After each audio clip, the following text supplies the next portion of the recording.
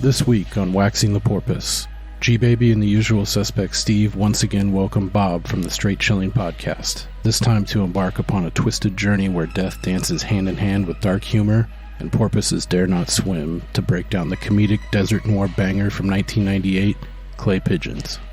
Join us as we draw a line in the sand to champion late 90s gems such as the Cable Guy and Romy and Michele's high school reunion, make a case for the return of coin-operated vibrating beds and motels, and blur the line between right and wrong, almost as much as G-Baby's vision after a few too many rounds of Malort. Brace yourselves for a devilishly delightful discussion that will leave you questioning your own moral compass.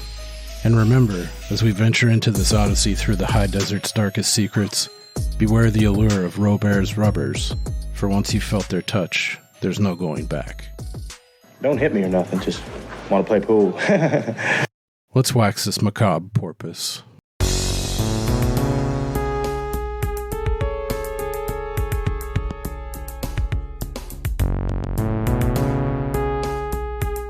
Chase, don't do that.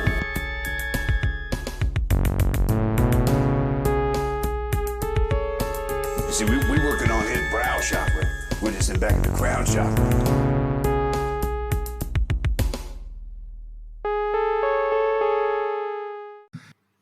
I better just take a shot to get in. I normally take a shot before we start to get the courage going. Starting with the Malort, damn. All right, welcome to Waxing the Porpoise. We are back again on episode 61, here to cover Clay Pigeons from 1998. This evening, as always, you got myself, Jim G. Baby. Captain Geach and the Shrimp Shack Shooters. And to my virtual right, we have the usual suspect, Steve. I keep going back to the herdsman. How's it going, friend? The Wonders. Got Very it. good. Looks like the Oneaters. And then we have, again, joining us from the Straight Chilling podcast, Bob. Hey, Spartacus. How you doing, buddy? Oh, very, very good. I love these bump selections. Killing it. The Oneaters. Yeah. Fantastic. Hey, that's the Onetters. The Yeah. Pianos. I know. Good I know choice. you're a big fan of that thing you do, and so are Steve and I. So I thought that would Yeah. be. I had a wild hair. I was like, you know what? Let's just do a deep cut. Love dive it. on that. Good stuff. Yeah, that's one of those ones that when I was a kid, like my mom loved, and I was like, this is cool, but I can't. Like, it's not cool because my mom likes You it. can't let her know. Yeah, or anyone else. But yeah, Yeah. like as I've grown older, it's like it's definitely in the pantheon of awesome films, and we can share a few laughs over. So that and Overboard are my two guilty pleasures with mom. Cool. Yeah, glad to have you back. Excited to talk about this one. This is one I grew up with. I saw this in the theater. Me and my dad, actually. This is one of our favorites together. We'd run quotes from this all day long. And so it's got a heavy bit of nostalgia attached to this one. And it's kind of a kooky film, and it doesn't get a lot of love. So I thought this would be a cool one to highlight. And Steve has heard me quote mercilessly over the years working together, and I've tried to get him to watch it. So I'm glad that he finally got to partake in this too. So Bob, have you ever heard of this one or planned to see it and just never have, or had you seen this before? No, this movie was not on my radar whatsoever until you suggested talking about it this evening. So it's brand new to me. Sweet. Yeah. And then Steve obviously hadn't seen it. Cutting to the chase, what'd you think? Yeah, I liked it. It was fun. It was Awesome. a fun little romp. And yeah, the line that I've heard no less than 700,000 times is what is it? Like, show me, God damn it! Like, Yeah, the And end. then when you brought it up to watch it this time, I was like, I have no memory of ever having heard of this movie ever. And then when you mentioned that line, I was like, oh God, yes. Yeah, this one's definitely kind of lost in that late 90s kind of mix of there's some really good shit in those years, and this one, I think it just got overshadowed by a ton of shit. Like, thinking back, like we just did LA Confidential from '97. I was like, why didn't this get more awards and stuff? And it was going up against Titanic, and so there's a lot of like late '90s big blockbusters, I think, that overshadowed a lot of stuff like this. But like Starship Troopers. Yeah. That movie rules. It's a good one. These guys just covered Starship Troopers, and they had Matt Dog on. That was a lot of fun. It lost the Academy Award for visual effects to Titanic. Oh, what a coincidence. Another robbery. Right. I know, right? Yeah, that was a good episode. Yeah, I loved that movie. I snuck in. I movie hopped to watch that movie when I was a yeah, it's a good one.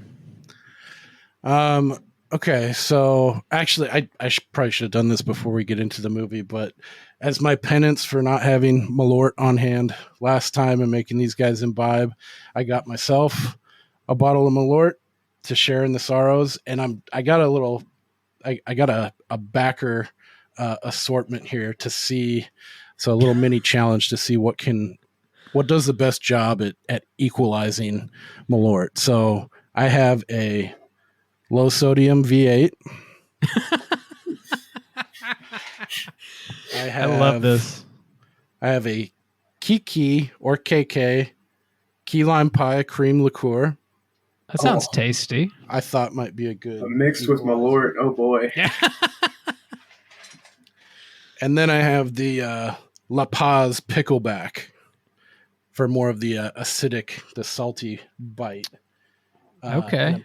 Chasing with some Stella Artois to bring some class back into this thing, but squirt a little lemon pledge in your mouth right before you drink it to sort of offset it. I'm wondering what should I start with, the V8 or I think I should go more acidic to like more creamy to sweet. So I'm gonna go pickleback V8 key lime pie, and then I'm gonna smash the Stella. We'll see what happens. I think the pickleback is going to be the most effective at masking the flavor, if I had to guess. Yeah, I've used pineapple juice before, and that acid kind of cut through pretty good. Yeah. But I think the vinegar, if there is vinegar in that pickle juice, that should counteract whatever ungodliness is in that Malort, I think. Vinegar is the third ingredient listed, Okay. so that's... Jesus Christ, that's a lot of vinegar. So, because it's water, salt, vinegar, followed by like 50 other things. So this is mainly like a bottle of vinegar with some like green, the slightest touch of green with dye. some green in it. Or you're gonna inadvertently do like, what is it when you mix bleach with ammonia? You create like chlorine gas. A fucking gas. And you die. Well, the pickleback did a pretty good job, actually. That was. You seem nice. Unfazed. But that's the beauty of Malort is the creeping effect it had. I remember when I first tried it, I was like, "That's not too bad." And then, did you chase it with anything? No. Damn, just like a man. Yeah, you just drank it. All right. I don't know if that was a full shot either. I don't have any shot glasses, so. Well, with Malort, I think we all know a little goes a long way. So it does. That's true. All right, so round 2 is V8, low sodium.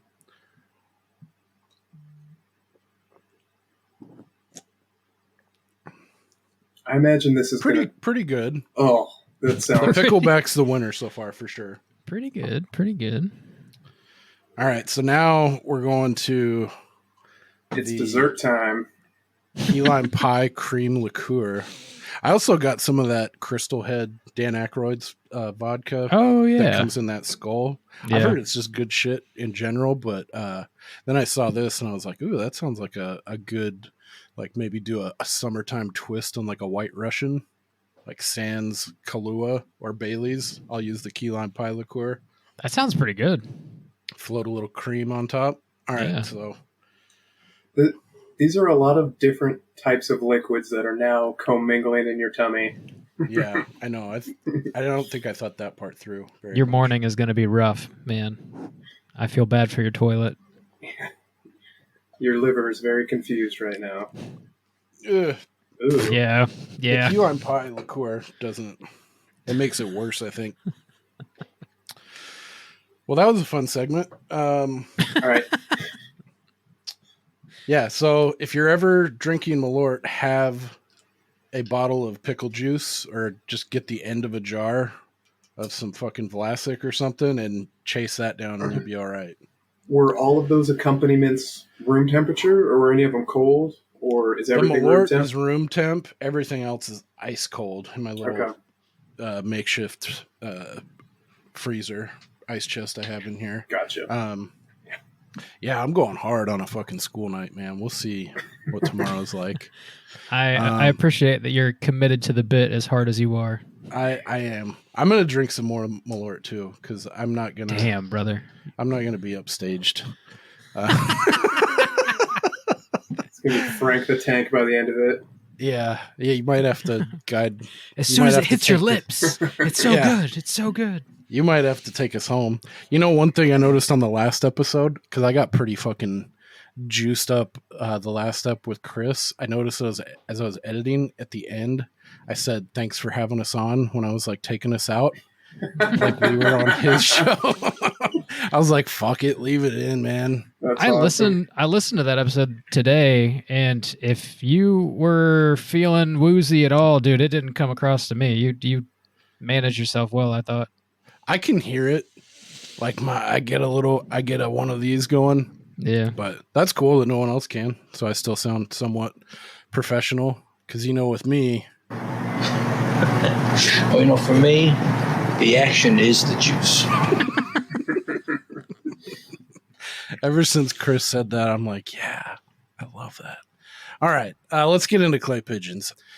So this one is, I saw someone write a review and they had a little snippet, the way they kind of like contextualized it, I guess. And I was like, that's kind of cool to think about. And it rung true with me, but this guy's like, he said Clay Pigeons is one of the odder films floating out around there. It's a damn good time at the movies, and it fits into a subgenre that I have lovingly dubbed as desert noir. Other prime examples include Oliver Stone's U-Turn and John Dahl's Red Rock West, which stars Nick Cage, which is in and of itself is like a Nick Cage deep cut. If anybody hasn't seen Red Rock West, it definitely fits into this subgenre he's dubbed as desert noir, and I really like that idea. And U-Turn, I think, fits into it perfect. This is a good like trilogy of sorts for that desert noir milieu, and I really like the funky kind of macabre desert vibe this movie has, and punctuated by the right out of the gate with like the soundtrack and the score of this film kind of puts you in that zone. So we got Joaquin Phoenix. This is an earlier role, I think, for Vince Vaughn. There are two main characters. Scott Wilson, people remember from probably the most Walking Dead, as Herschel. He's pretty great in this. I was glad to see him in here. What was your guys' take on like the beginning, like going into this? I watched the trailer briefly, and it definitely took a much darker turn than I was expecting. It's a dark comedy, but the trailer seems to pitch it as like more comedic, and I didn't expect the roller coaster that we ended up getting with Vince Vaughn's character and all that. So it started off with a quite literally a bang too, which I didn't see coming, and it really like pulled me in. I was like, you have my fucking attention. That was a great intro. Yeah, I guess to set the stage too, I should have said we start out with Joaquin Phoenix and his buddy drinking. They're out in the country, and this is supposed to take place in Montana, and I think it was actually filmed in Utah. But they're drinking, shooting guns. It comes out that Joaquin Phoenix's buddy has gotten wise to Joaquin Phoenix plays a guy named Clay, that Clay's been screwing around on his wife. So he's got him in his crosshairs. He tells him to go tie up a beer bottle for target practice. And he confronts him right then and there. And then he shoots himself in the leg, and he's thought it all out. He brought his truck out there, and his plan is to kill himself to frame our hapless Clay here. And that's where it starts off. I liked right from the beginning that this kind of zany needle drop from the old 97s, who I wasn't familiar with, but I feel like this music was perfect to start us off. The song "Time Bomb." What do you guys think? Yeah, I mean this movie could have been made very differently with a different soundtrack. You know, I mean, so many like just the story itself is pretty dark, and a lot of the stuff that happens. It was making me think of, we've talked about those people who recut like Mrs. Doubtfire, trailers to make it look like a horror movie.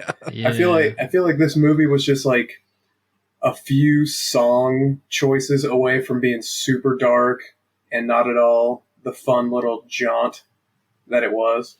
Yeah, like if they took out the Deputy Barney and a couple other elements that kind of ensconce it as comedic, it could be way darker, you know, and without these needle drops. But I really like that one. It's kind of this zany, like it reminded me like of a psychobilly shuffle or something, and it's pretty high energy. Like I forgot about that, like all the soundtrack choices and like how it's peppered with comedy throughout, but very subtly.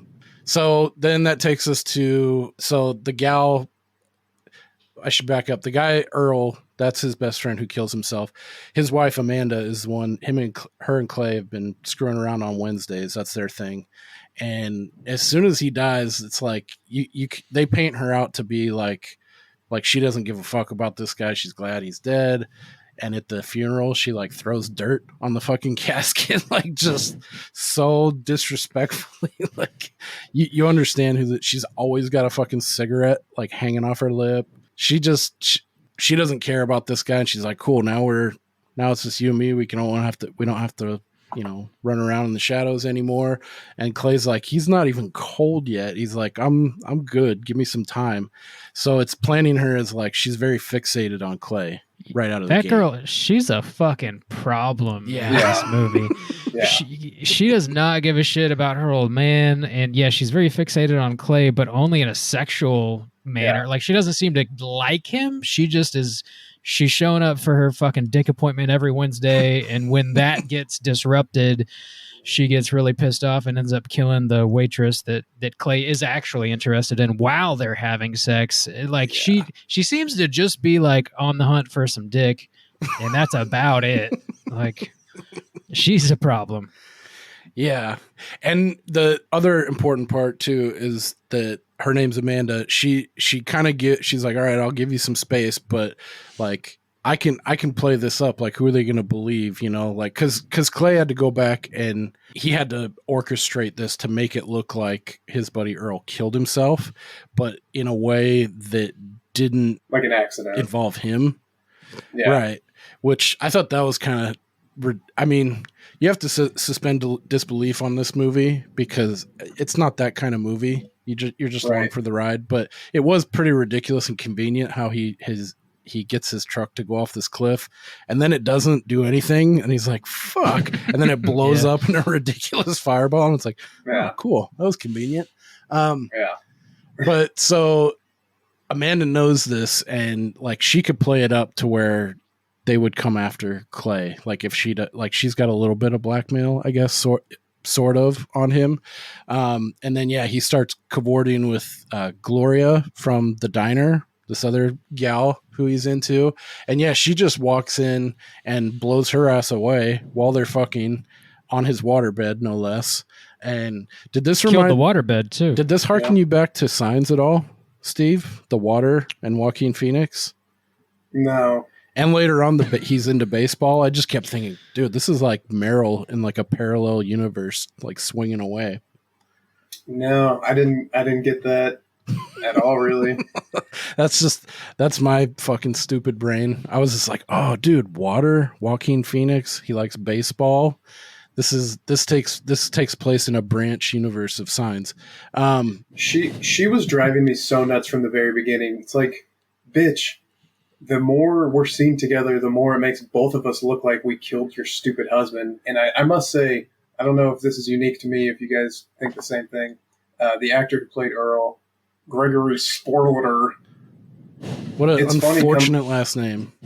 Yeah. It's funny timing coming off of Navy SEALs, which we watched last week, but I always confuse him and Michael Biehn. connection I to don't know Michael if Biehn because he's in. they're the same person in my mind. Like, if you told me which one of those guys is in The Rock, which one is in Tombstone, I wouldn't be able to tell you which is which because they're the same person in my mind. So I don't know what that's about. This dude, the friend, he's the dude that eats one of those VX, like those green neon VX gas balls in Welcome to the Rock. Yes. Yeah. He's also in an episode of Friends. He plays that fucking health inspector. Oh yeah. Yep. Remember the overzealous health inspector that's going on with Phoebe? I remember it well. So were you saying this guy and Michael Biehn were in something together? Yeah, they were both in The Rock. Wait a second. Because Michael Bihn's in The Rock, remember? He's the guy that is kind of going along with Ed Harris's shtick, and then they're in that one like turkey shoot scene where he fucking stands up. He's like, no, he's like, you're involving civilians and shit. I will not stand down, blah, blah, blah. And then they fucking, it's like fish in a barrel. Like they have him on either side and they just take his faction of Ed Harris's squad down. Michael Biehn is in The Rock. I might need to go rewatch it. I've only seen it 150,000 times, but. And this dude, Earl, is also in The Rock. He's the one that eats the VX gas ball and dies a horrible fucking death. Glass or plastic. Yep. Anyway, sorry for that little aside, but those two. No, I was going to bring that up, so that's fun. So next we get to, I liked this, Doc Holliday's Bar and Grill. Yeah. So Amanda is like, she comes there, she's hot and heavy. Clay's still having no part. She keeps egging him on, and he ends up fucking just backhanding her real hard in front of everyone. And then insert Vince Vaughn. He sees this and he's like, "Oh, there's something about this guy." So that's what attaches him to him right away, and we'll find out as we go along. But this is our first intro to Vince Vaughn. Don't hit me or nothing. Just want to play pool. Dude, his giggle. I love it. One of the all-time great laughs in this one. It's so uncomfortable. Like, if that dude approached me in a bar with that laugh and then introduced himself as Chester the molester, like, I don't think I'd be hanging out with him. I'm not shooting pool with a guy that introduces himself as a molester. Yeah. You could tell, like, that was like, he like introduces himself and he's like, "Yeah, Lester Long." He's like Lester the molester, and he does this little shimmy, and Clay's just like, "All right, that's fucking weird, man." And then he just goes on with it, but yeah, that joke definitely didn't land for anyone. Clay is having a weird week, man. Like, just crazy motherfuckers coming out of the woodwork, like one after the other. His best friend's wife. Then he runs into Chester the molester, who ends up being a serial killer. Like, it's a tough run. Yeah, and what is it like? This movie takes place maybe over the period of 2 weeks or a month, if you had to guess. That's what I was thinking, but. Yeah, the duration is weird for this guy, as we'll see. But yeah, he's having a rough few weeks here. And one key piece of like foreshadowing we have, one of Lester's little affectations is he with his thumb and forefinger, he likes to flip the filter off of his cigarettes and turns it into a makeshift filterless cigarette, and so he leaves the ripped off, so that's like his hallmark. That's a bit of foreshadowing, little wink wink, nudge nudge. And then, so I guess we already talked about it, but it shows then Clay very quickly moving on to Gloria, who, did you notice the film they go to the movies, or more colloquially known as the show, to see The Unforgiven? Did you notice that, Steve? I didn't. Yeah, that's something that we had Chris on for that I wasn't super hot on, but I thought that was fun seeing that. And then it shows Amanda stalking them, and then she comes and she fucking shoots Clay's girl, and then she says something like, she's like, "I know something about you, you know something about me." So they're kind of like, they're in like a Mexican standoff at this point, basically. So he still can't do shit about it. And then he's like, fuck, I have a busted waterbed and a dead woman in my house. And then this is another one of those needle drops that I thought was just really funny and added to like the charm and like the kind of macabre sense of this movie. We have this fucking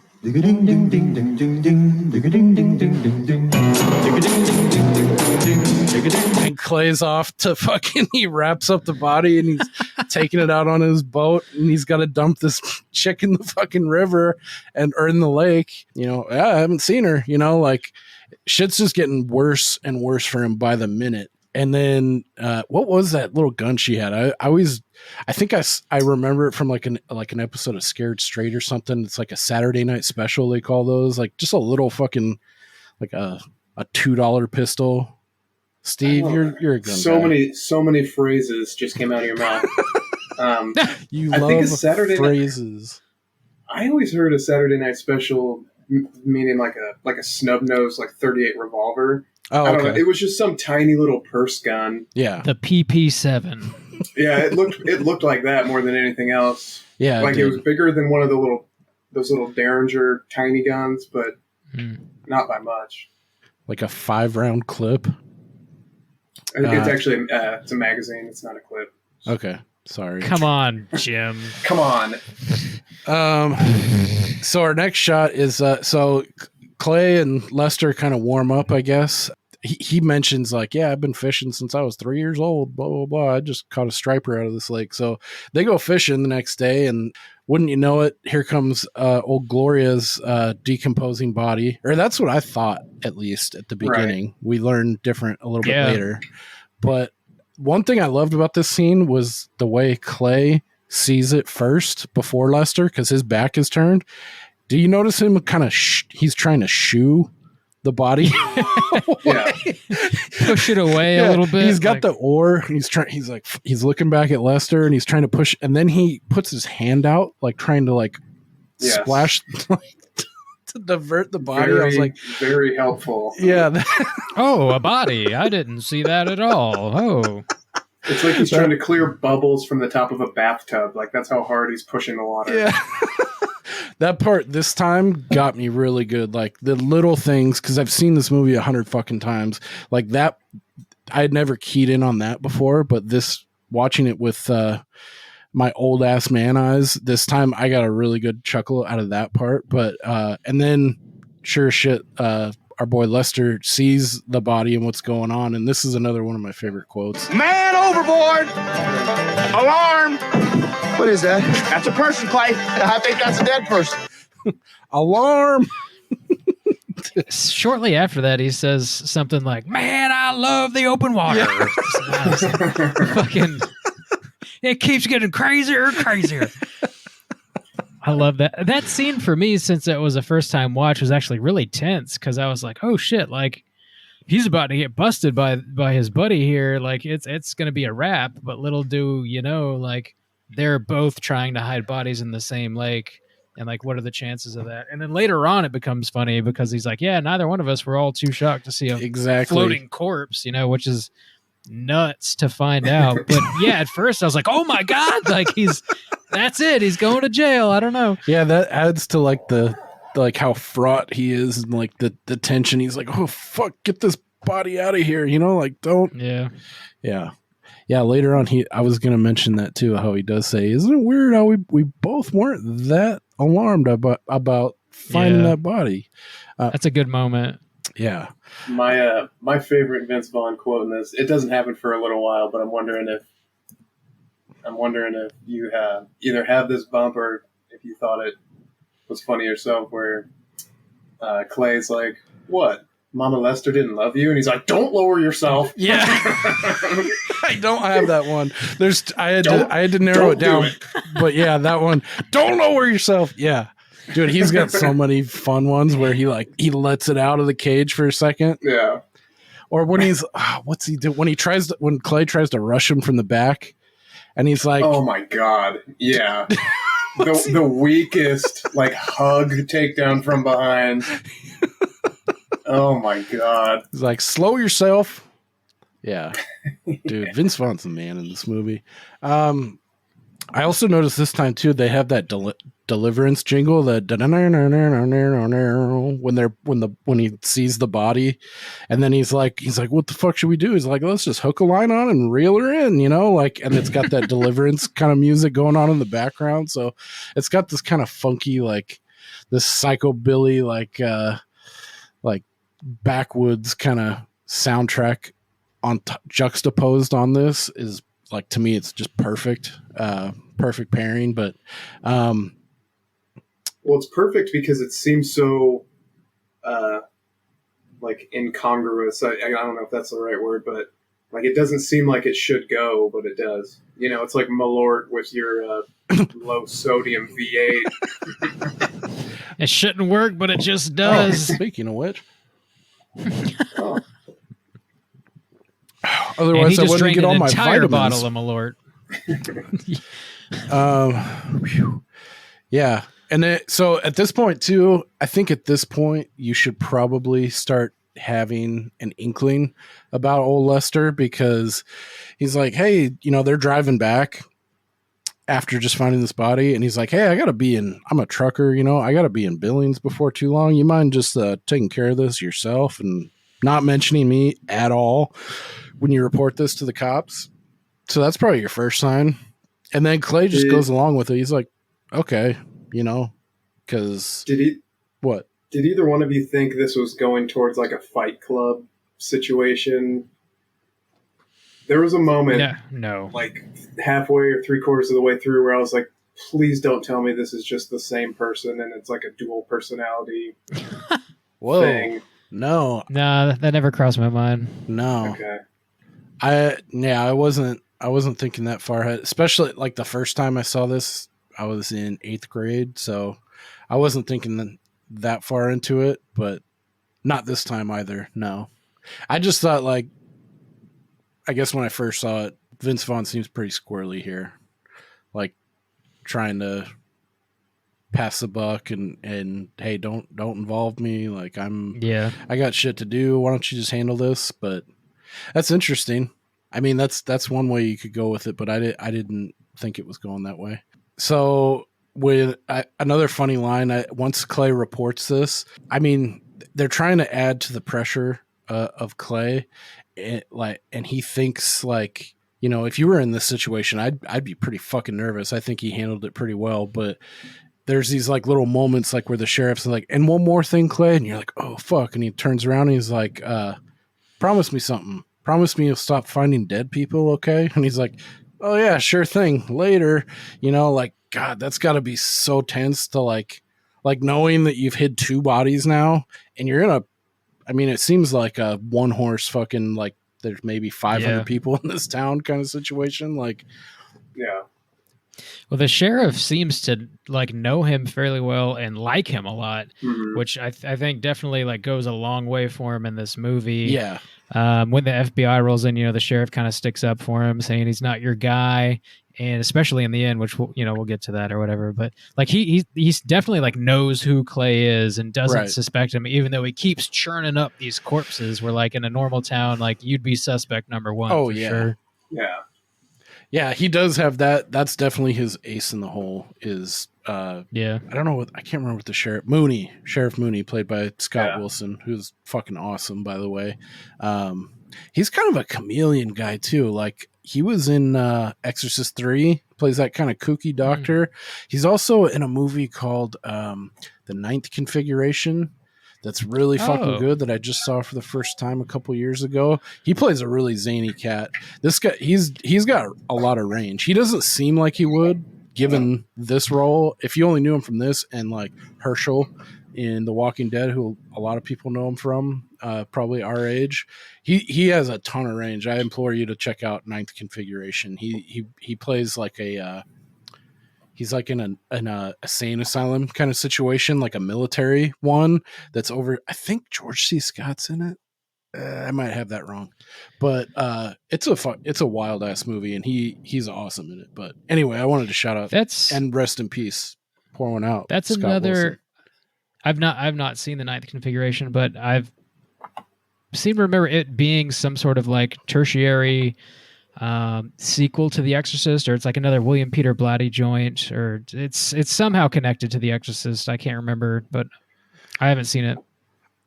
I can't remember if there's ties to it, but and it doesn't go as hard in like the horror or like demonic kind of direction, kind of, but I wouldn't characterize it that way, but it's definitely I would say it's a must watch. It's definitely it's awesome. It's a weird movie. It's kind of like Singular, one of those movies that you can't really put in a box. And Scott Wilson's character I think he plays a schizophrenic, and he's all over the map. Like, and you would never be able to tell like as him as Sheriff Mooney in this film. So it was kind of cool to flash back to this and see him play like the straight man. Alarm. Dude, that's what me and my dad would say that all the time. That and Sure You Are, Fishing Buddy, those are like top two for me. Like if there was, even if it was like a minuscule, like you spill something, he'd be like, alarm, just like Vince Vaughn says when they see the body. So yeah, so now that there's been 2 bodies in a pretty short spate of time, the FBI comes in, and that's where Janine Garofalo enters the picture as FBI agent Dale Shelby and Agent Renard. Quick bit of trivia too about that. I guess I don't know, it kind of tongue-in-cheek casting, but Dale Shelby is supposed to be like a cognate to like Dana Scully, and Agent Renard is Fox in French. So they were having a little fun with like Fox Mulder and Dana Scully, so X-Files FBI agents. I thought that was kind of neat. When they're I totally skipped. So Lester, played by Vince Vaughn, he somehow he runs into, I'm sure he was planning on it, but he runs into happenstance Amanda at the Old Dock Holidays, the local watering hole there, and they're fucking. Clay comes by to like, because he's like, hey, who'd you tell about Gloria? Because Sheriff Mooney is like, hey, I heard you were the last one to see her. Did you guys? He's like, yeah, we went to a show, blah, blah, blah. We fooled around a little bit. And so I think Lester knew going ahead, it was pretty premeditated that he was he's trying to be friends with Clay. He understands what his problem is with Amanda, and he's trying to take care of it. So he inserts himself.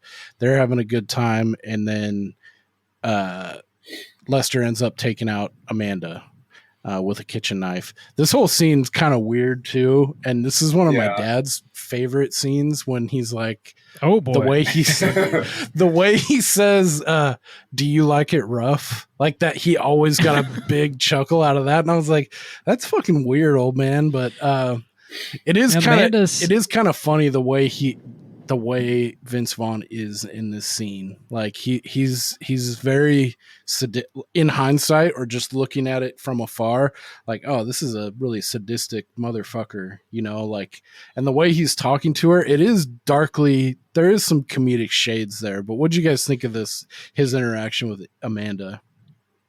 It is super fucked up, man. Like the scene is like pretty difficult to watch. Yeah. It's like kind of funny too, because he asked Amanda to, like, you know, roll over or whatever, and she's like, I don't think that's legal in this county, cowboy. And it is like kind of funny, but he also murders her while banging her doggy style. It's like pretty fucked up, honestly. Yeah, it is. Yeah, he plays it well.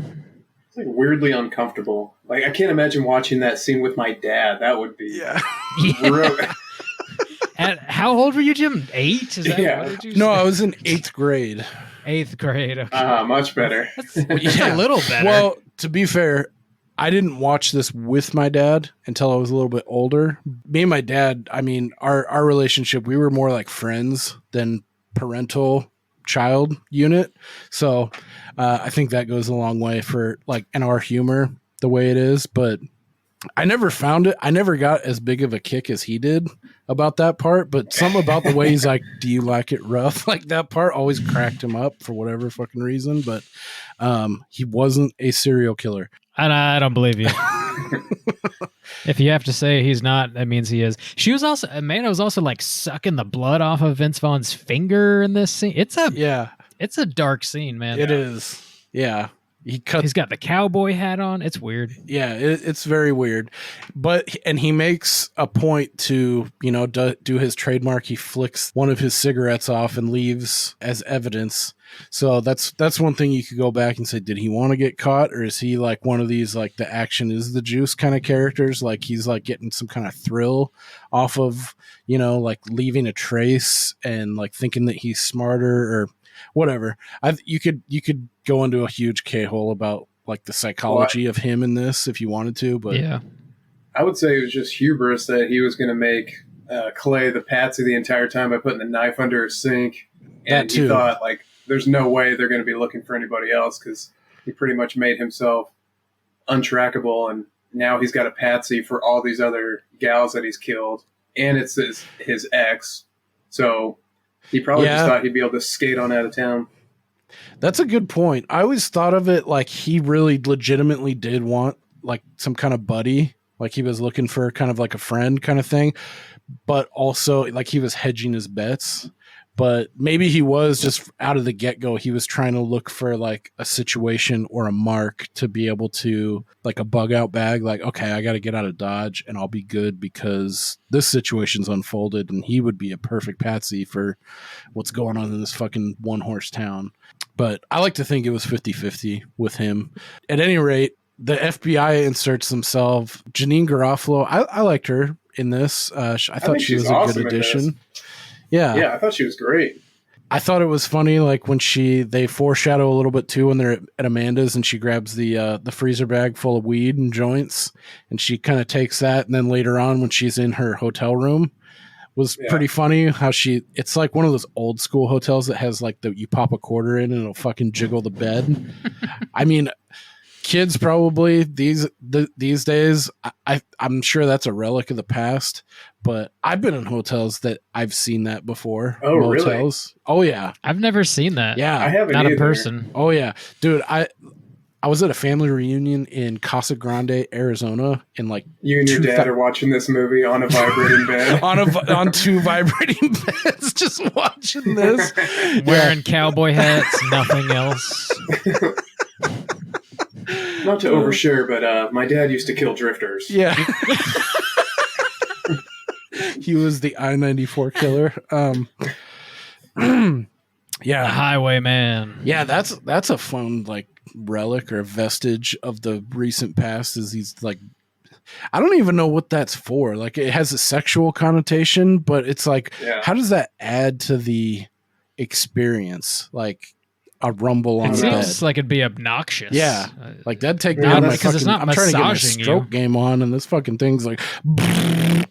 It's ruining the tempo. What if it's two quadriplegics that can't physically move themselves? They just, Or what if it's a pair of Mormons and they don't have a friend to help them jump hump? That's true. See? Is that a variant of the soaking method? Yeah. Yeah. Oh, wow. Yeah. You get your soak on, and then you get your third party to jump up and down on the bed so that it's not you doing the motion; it's just happenstance. Jesus, yeah, it's like level 2. Yeah. So you were talking about a family reunion where you and your dad killed women, and yes, we did a little psycho clay pigeons on the road when I was 13. No, yeah, I've actually seen those, but I thought it was funny. She absconds with the weed from the crime scene, and then she's like, "Oh, I'm gonna twist up a joint, and imbibe." And she also they at Amanda's, she has a full stack of like movies that she's taped over, and she's written, on the side. And so she grabs a movie, and she's bored. She's smoking a joint. She pops an Alien, which this is a tie back to, I guess, one of the production houses in charge of this movie is Scott Free, which is Ridley Scott's production company or whatever. And she happens to grab Alien. I'm sure that was on purpose. So she throws that on. She's smoking a joint. She orders a pizza, and then she throws in the quarter to this fucking vibrating machine, or the bed, and then the pizza guy shows up. I liked this scene a lot, especially now. And she's like sheepishly like, he's like, $7.50, ma'am, and the fucking bed's just going nuts. And she's like, here you go, keep the change. What does he say? He says something too, like, oh, you like to party or something like that. And she's like, yeah, okay, later, get the fuck out of here. Do you remember what she says, Steve? Or Bob? She says something like, or he says something like it's that kind of party or something like that, because I'm sure you can smell the weed. Yeah. I know she's living her best life in this situation here, killing it. If I'm a single FBI agent and I can get away with scooping up a little bit of weed, and I got alien going, pizza, pop a quarter in. Come on, not that's bad. A good time. Yeah, she definitely has that. Did somebody order a bitch kind of vibe to her? Like, I love when she's like, his name's Barney. Oh yes, your deputy's name is Barney. Yeah. Oh, that's nice. When he steps in the blood. Oh shit, we just lost Bob. Yeah, he froze up for a second, but I wonder if he booted himself. I thought he was just doing a really good job at holding that smile. Was that Blue Steel or Magnum? I couldn't quite tell. What's he say? Like, oh, it's nowhere near ready. The Tigra. Dude, what David Duchovny in that is awesome in that. It's like you hand it, or what's he say? You eye and face boys are different. Yeah. And then he explains everything, and Ben Stiller's like, but why models? He's like, really, serious? Derek? I just explained that to you. Just get down on the goddamn service road. It's a casserole, she little state. All right, let me hit up Bob and be like, hey, get back in. Dude, I'm drunk. Yeah. I gave blood this morning, and they did shit. They did like a different type of thing where instead of just taking like a pint of blood, they take 2 pints of your blood. You have to be like a certain height and weight and have a hemoglobin count that's high enough. So they take 2 pints of your blood, but they give you back your plasma and some saline solution. But it definitely takes a little bit more out of you, and you can do it less often because they're taking like concentrated red blood. So I'm pretty zombified the rest of the day. Shit. I've only done it one other time, but damn, you should have told me. We could have rescheduled for a different night. No, it's fine. No, it's fine. I feel fine now. Okay. Yeah, it was just like the first few hours afterwards, I was fucking tired. Also, I didn't eat anything before I went in. Jesus. Have you eaten anything since? Yeah, I've eaten a shit ton since. Okay, good. Because I was like, fuck, dude, you're about to fade on us faster than me. Yeah, last time, because they tell you, this one's a little more intense than just getting a pint of blood. So just be careful, don't stand up too suddenly or do anything crazy and try not to drink any booze or anything. And I'm like, yeah, for sure. And so last time I felt fine, kind of forgot about it. And it was pretty late at night. I got up from the couch to go to the bathroom and was like, and just got super lightheaded, like, oh, fuck. And just laid down on the bathroom floor. I thought I was going to throw up, Jesus. So it was fine. Got some free snacks out of it. Damn. Yeah, I haven't given blood so fucking long. It's funny because the questionnaire has a bunch of hilarious things in it. And it's always sort of changing depending on what's going on. And last time I went in, there was a question on there that I'd never seen before, and it wasn't on there now. And it was like, at any time in the last month, have you smoked even one cigarette? It's like, what? Why the fuck would you ask that? Intermixed with all these questions about, like, have you ever blown a guy for drug money and then used intravenous drugs with someone from Uganda in 1996? Like, what? But yeah, the cigarette question is now gone. But no, they didn't ask me anything about marijuana. Jazz cigarettes. Well, that's cool. Yeah. Is there? Yeah. What's your blood type? Do you know? I don't know, and that's one of the reasons I do want to give blood, because I want to find out, which is a really selfish reason. But I also do want to just give blood because if I'm healthy enough and like I have enough, like why fucking not, dude? Yeah. As a special aside, that's one of the things. Like you're a pretty tough, like kind of curmudgeon type of dude. And I remember at our previous job that you used to work at, there was like they were doing a blood drive or something. And nobody was signing up. And it was a real sweetheart move by you, which at the time, I mean, you're this like jaded kind of like cynical asshole piece of shit. And you had a really sweet thing about like, you know, you guys should like why you should give blood if you can, because like your dad, who now I've met, so it means even more, like he went through like a procedure or something had happened where he needed a transfusion. He had 2 open heart surgeries that were pretty intense. Yeah, and so he relied on that blood, and by virtue of that, he was able to come through, and you know everything's good. But it was funny, like you said, being the like you said it. So the cynical asshole that you are, hearing you say that was like, I was like, fuck, man, I should give blood. I'm such a sack of shit, you know, that I've never like gone out of what. But it was the funniest thing coming from you, like having this this moment of like being a pure being, like saying like sincerity. Yeah. No, it was one of those sweet, kind of rare, tender moments from you that all right. I know you don't want to hear this, but have you ever donated like blood platelets, I think is what they call them, Steve? I've never done platelets. I was telling Jim, the thing that I did today was they take 2 pints of blood, but then they give you back your plasma. Yeah. Because certain blood types, they like different types of donation. So there's platelets, there's plasma, there's whole blood, and then there's what they call power red, which is what I did today, where they take twice the amount of red blood cells, but they give you back your plasma and stuff. So, but no, I've never done platelets.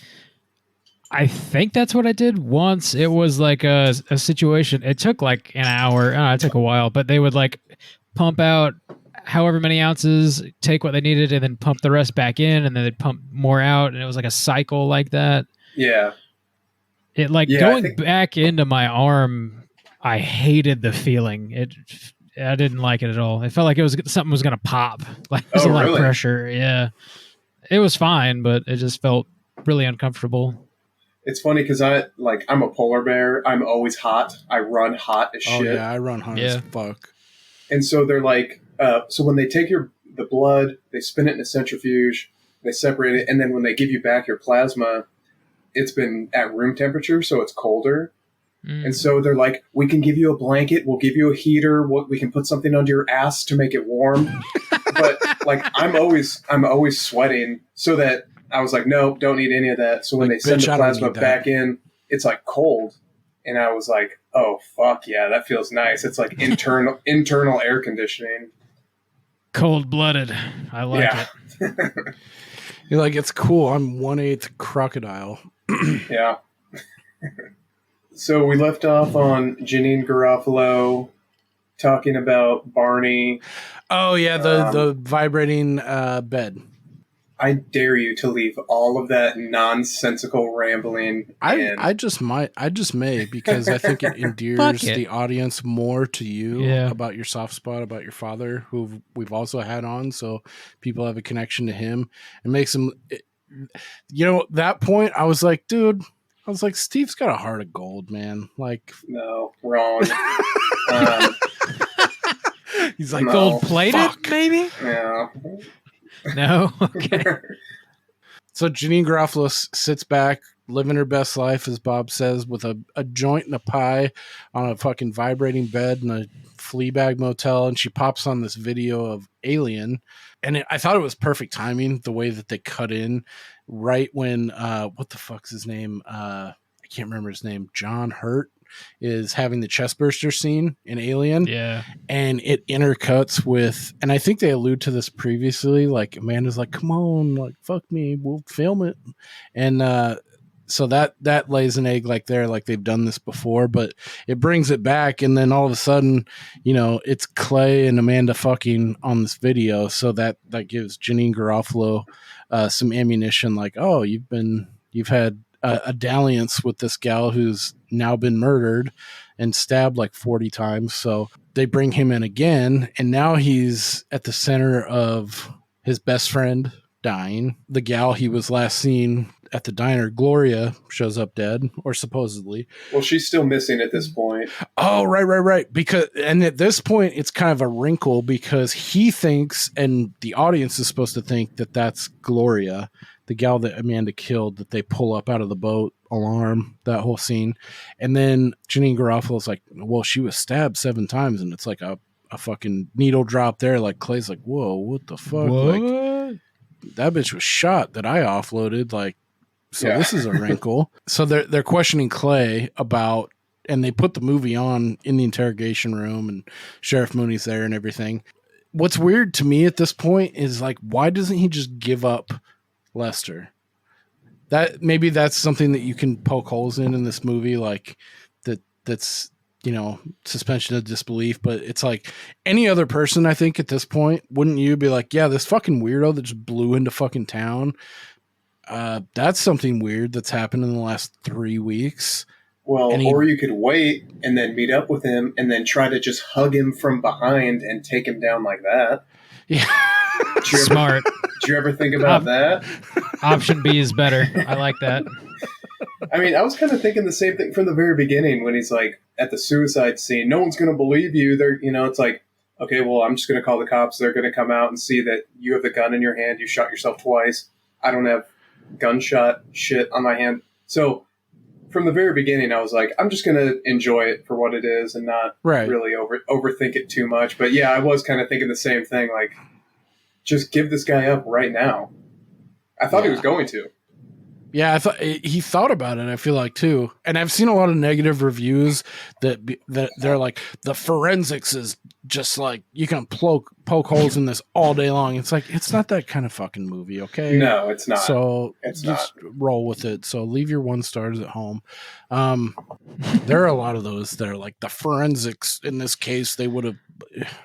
Whatever. It's a comedy. It's not supposed to be taking like that seriously, that deadly seriously. Right. Yeah. I still did wonder, even at this time, it's like, why wouldn't you just like mention his name or something, you know? But, you know, maybe Clay's a little lonely too, and he's like, he sees something in this Lester guy, and he wants to be friends and not give him up or involve him for no reason, like bring him into something that maybe he has nothing to do with, but you could explain it away that way. But anyway, I mean, could it also be, just to give the benefit of the doubt, when he talked to Lester earlier, he was like, oh, Amanda told me a lot about you, or was that after he killed her? I think that may have been after, but when that does come into play, then that does, and it had extra wrinkle to Clay, because then he's like, well, I got to guard myself now against this guy because I don't know what he knows also. So there is that, but I don't know when that happens in the timeline. But at any rate, you know, I think he did say that to him when he came over to Amanda's house and he was talking to him in the front lawn, like, hey, what's going on, you guys? That's interesting. And he's like, yeah, she said a lot about you. He could have been like, oh, fuck, maybe I shouldn't drop the dime on this guy. Just to be overly deferential. Yeah, that's a good point. So, and at this time too, it shows a little bit of Sheriff Mooney. He's kind of like going to bat for Clay, like, you know, like he's not this kind of guy, yada, yada, yada. He's a nice guy. And that's when our agent Reynard, one of his few moments, he's like, they're all nice guys, you know? Like, yeah. I thought that was kind of funny. There's another body that's found at this point, and this is another funny Barney moment when he's poking the body with a stick. Yeah. Yeah. Janine Garofalo's like, can you not poke that dead body with a stick? I love her dry ass humor. Yeah. She's like That's just like always her delivery in pretty much any movie she's in. But I love it, man. Yeah. It's just, it hits for me pretty much every time. We need some more Garofalo. Like, where's she been? We need to get her back out there. I could not agree more.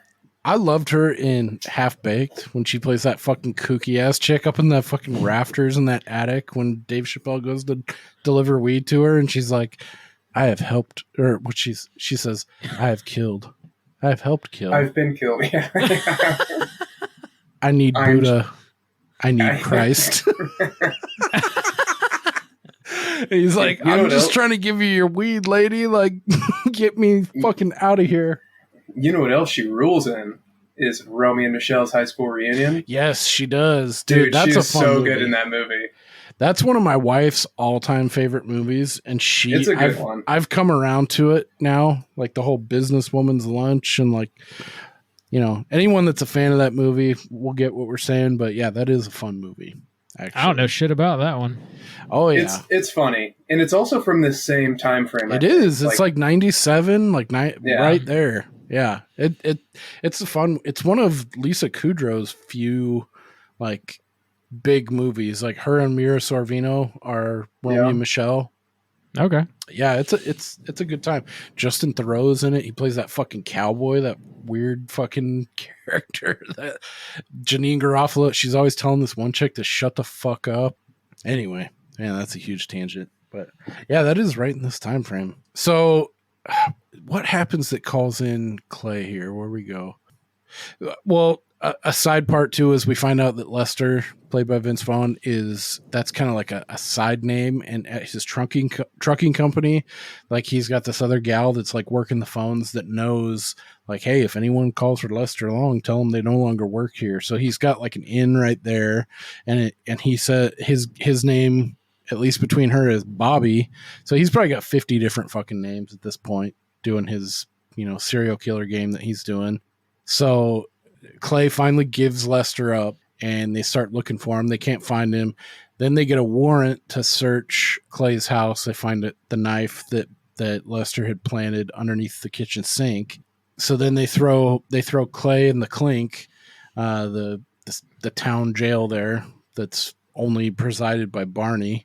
So then at that point, Lester comes in for a visit to Clay, and this is one of my favorite parts too, is he lets him know, he's like, hey, the only way they're gonna, he's trying to get Clay out of this for I don't know what reason. Like at this point I thought like he's still trying to be buddies with this dude for whatever reason. He's playing this weird fucking game, but he sees something in Clay, like, and probably he's lonely too, but he wants to be pals with Clay. So he's like, okay, they got you in here thinking that you're me, basically. So the only way they're going to know that you're not guilty is if some other gal or some other person gets killed the same way with the same MO, And they tease earlier, there's this gal, Kimberly, that works as waitress at a diner that Clay used to babysit. So he's got, she's quite a bit younger, it seems like.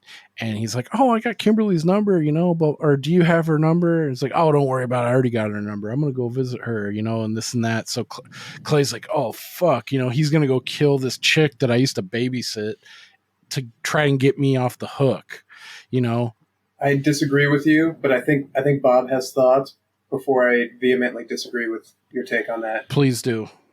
Sure. Yeah. Like Lester's he was like trying to teach him a lesson basically for talking shit about him and his mom or whatever earlier. So he frames him and then he strolls in and it pretends like he's going to get him off. I don't really think he gives much of a fuck about Clay. He just likes to kill people and ruin people's lives. I think that's like his primary objective, honestly. I don't know if he cares much about like making a friend or keeping a friend.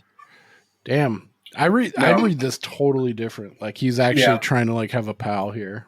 No, I don't think so at all, and I'll tell you why. So he frames Clay, right? So he's in jail. When he comes in to visit him and taunt him, he takes the bullets out of Barney's gun because he knows that he's a hapless guard. And when he taunts Clay to say, hey, I'm going to go kill this girl so they know it's not you, it's really just another body he's trying to put on Clay because he knows that he's going to get out. That's why he took the bullets out of Barney's gun. But he's just doing it to taunt him to do something crazy, like, I don't know, grab a jailer's gun and point it at him to take his keys and steal his car. Fair enough. Yep. I'm probably giving him more benefit of the doubt than you guys are, but another one-liner from Vaughn that I really liked in this was Patience, buddy. Can you try that? The big P word, patience. Patience. The big P word. Dude, that's one. Don't lower yourself. Don't lower yourself, god damn it. Yeah.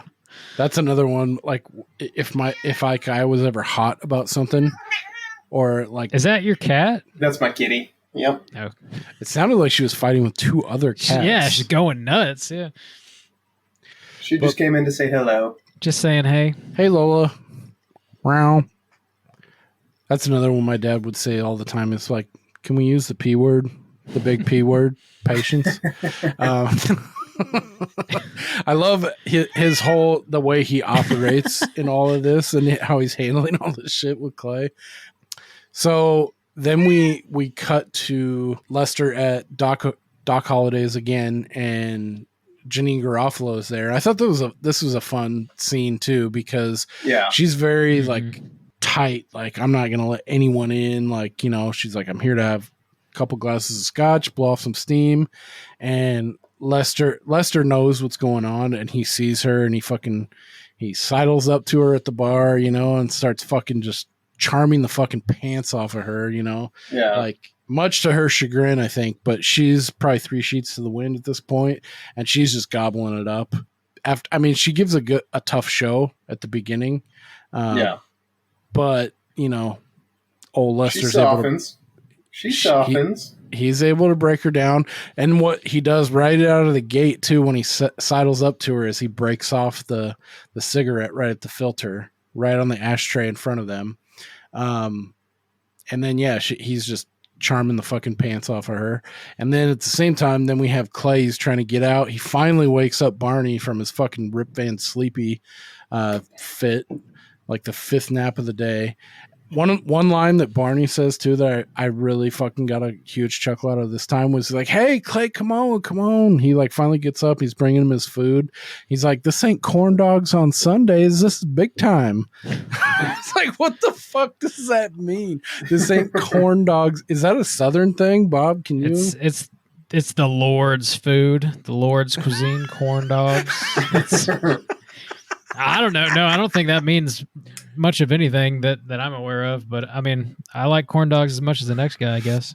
But he says on Sunday too. I'm like, is that a fucking thing? Like, it's the body of Christ. You have a little wine and then they slam a corn dog in your mouth. Well, that's a little bit more than the body of Christ. That's like that's a little something extra in there. You can, interpret it as you will. So Clay escapes. He takes Barney's gun, and then Lester has been talking to this gal Kimberly. They're at like some kind of dock, is what I can gather, at like a lake or boathouse or something outside of Doc Holliday's. It looks to go back to the bar scene real quick. Yeah, I did gloss over this. When Kimberly comes in and Vince Vaughn's like, "Oh, sorry, little lady, time to go." You can tell she was a little disappointed. Like, oh, fuck. I kind of let my guard down, allowed myself to be charmed, and now I regret it because I'm a stupid bitch. And I kind of thought they were going to let the broken filter thing go. Like, they weren't going to show it because he did it so much earlier. Right. And then just dropped it. I was like, oh, fuck, she missed it. And then right as he goes to leave, he like hits the ashtray, and then she sees it. Like, oh, okay, great. This was also the scene where I finally accepted that this can't be like a Fight Club dual personality thing if he's there talking to her. And right, he's interacting with another human. Yeah. And I also wish somebody would have done a supercut of all his crazy little giggles throughout the movie, because there's quite a few different ones. They're not all the exact same. No, and you know what's funny? Right around the same time he was in the Psycho remake, Did you ever watch that, Steve? This came out. No. I want to say it was like 97, 98, 99. Because I remember I went to this with my dad and his new wife. We went and watched this movie. I was in like 9th grade, and I had never seen the original Psycho. And this Psycho with Vince Vaughn, it was wild as shit, but he has that same little chuckle. He uses it in Psycho also. Maybe not to as great of effect in Clay Pigeons, but he still has that weird chuckle. You know, it's like a trademark of his. It's definitely not as effective in Psycho. I don't think it plays quite as well because there's not much levity in Psycho. You know, it feels more natural, I think, in something like Clay Pigeons for sure. Totally. Yeah, it totally adds to kind of that dark desert noir, that macabre kind of sense around this guy, because he's really likable in one sense, but he's also like a serial killer, and it's easy to brush that aside when it's just like it almost feels like a buddy cop movie between him and Joaquin Phoenix. But another one of my favorite points is when they're in the jail and they're like barking at each other, Vince Vaughn and Joaquin Phoenix, and he's like, You set me up. You said, shut up, goddammit! You crossed the line with me, boy. cross the line with me, boy. Like that whole I'm sure that brings up some memories for you, Steve. I wonder if subconsciously, like, I pulled it from that. Yeah, do you want to Were you thinking that maybe? I wasn't, but now I am. I think either subconsciously or consciously, I pulled it from that. But as I guess a quick tangent, if we want to extrapolate on that, one time at work, fuck, it was like I want to say the dog dick heat of summer, like July 30, Northern California. It was like 103 probably. Damn. If I'm keeping it a buck, and like 20% humidity, and we're outside on break. Well, can I give a little bit of a background? Please do, because I only remember pieces of this because I think I blacked out. Oh, for sure.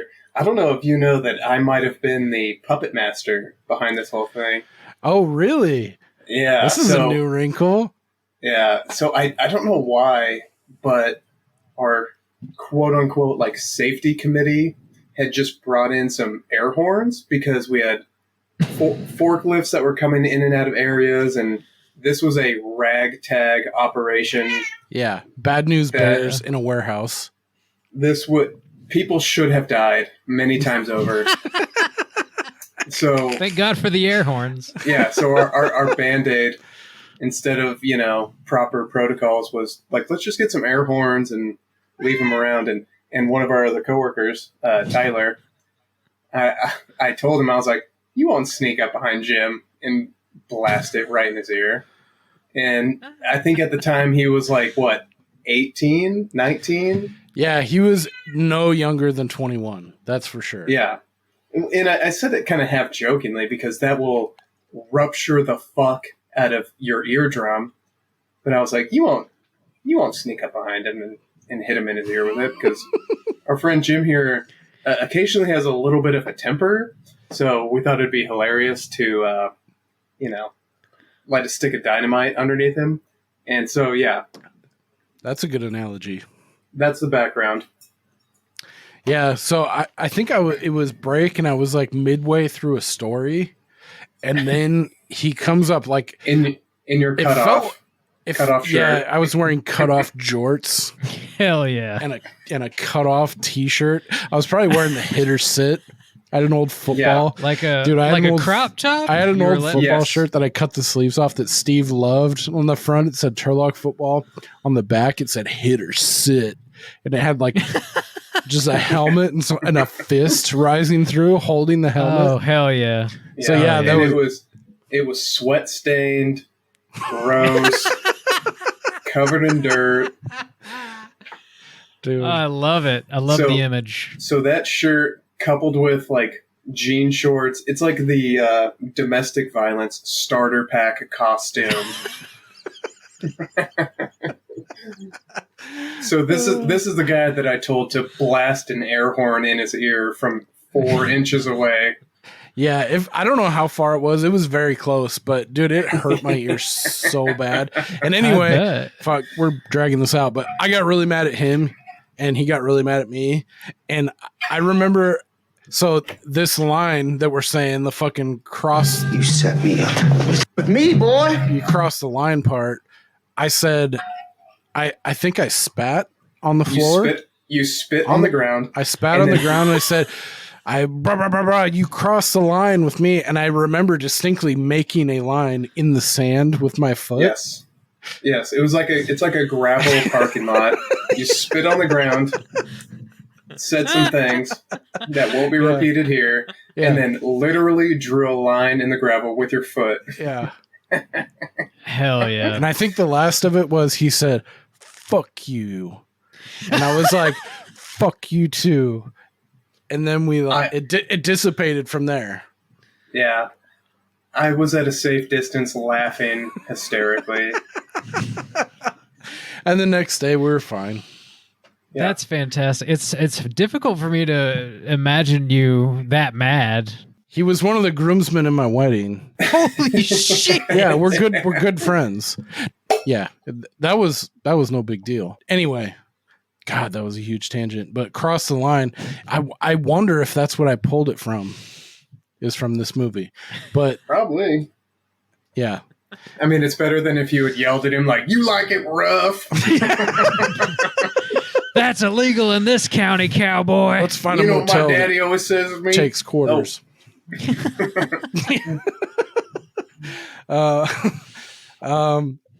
Dude, this cue's another one of my favorite lines too, is like when Vince Vaughn, he's like, all right, fuck it. He pulls out this crazy huge knife, and then he's got this gal Kimberly on the dock, and he's got her at knife point.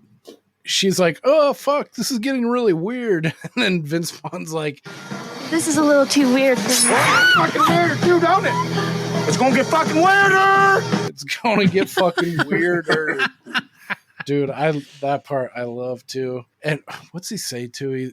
There's a part where he's like, he's talking to Joaquin Phoenix. He's like, he's like, we're friends or whatever. And then Joaquin Phoenix is like, I ain't your friend. I am not your friend. Sure you are. Fishing buddy? Dude, that's one, like, I probably heard that 3,000 times from my dad. Like anytime it would be appropriate to say sure you are, that would come out. So that's like cattle brand into my brain as well. And then I don't know, it's a little anticlimactic, the ending when Clay escapes. They're in this like kind of standoff, and he's like, what are you gonna do? Fuck, I gotta cue it again. This is another one we alluded to earlier. Let's see what the fuck you got, boy. You got some shit on your mind, boy? Show me, goddammit. That's where that came from. Like when he's like, show me. So he's like, you got some shit on your mind? Yeah, because Clay at this point, he's got a gun to him, and this is the gun that Steve alluded to previously. He had emptied Barney's gun, and he actually goes through with it. He has him at gunpoint, and he clicks the trigger, and nothing comes out. He's like, fuck, you were actually going to shoot me.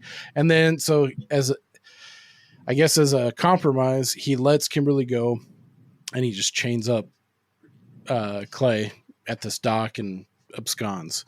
And then the cops show up, whatever, and then Clay doesn't say anything, like what, or maybe he sends him in the wrong direction, and Vince Vaughn gets away only for a little bit.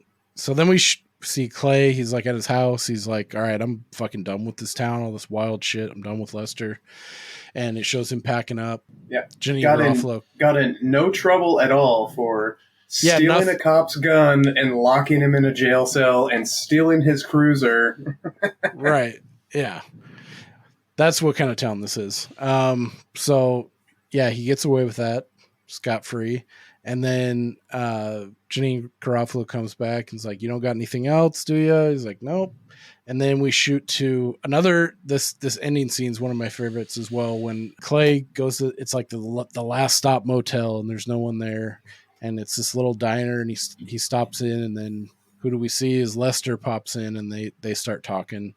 And he asks the soda jerk there, the one guy working, he's like, you got any strawberry shakes? Like real ones, like Use real ice cream in your shakes? Sure do. I'm talking to real McCoy. Yeah, they are real. Fucking laugh. I was like, dude, you're such an asshole. Like, I felt bad for this guy too. Like, especially this time, keying in on his reaction. Like, ugh. But that whole that part sends me every fucking time too. And then so they talk, and we have Scott Wilson, who plays Sheriff Mooney, planted as like, you know, he's racing horses or whatever, and we see Vince Vaughn go out and talks to him, and they get in the truck, and Clay goes one way, they go the other, followed by cops, and credits roll. So it seems like, you know, he has one final setup, you know, and he's able to get Lester out there, and then they're able to capture him that way. I like that send off. What do you guys think of that last scene?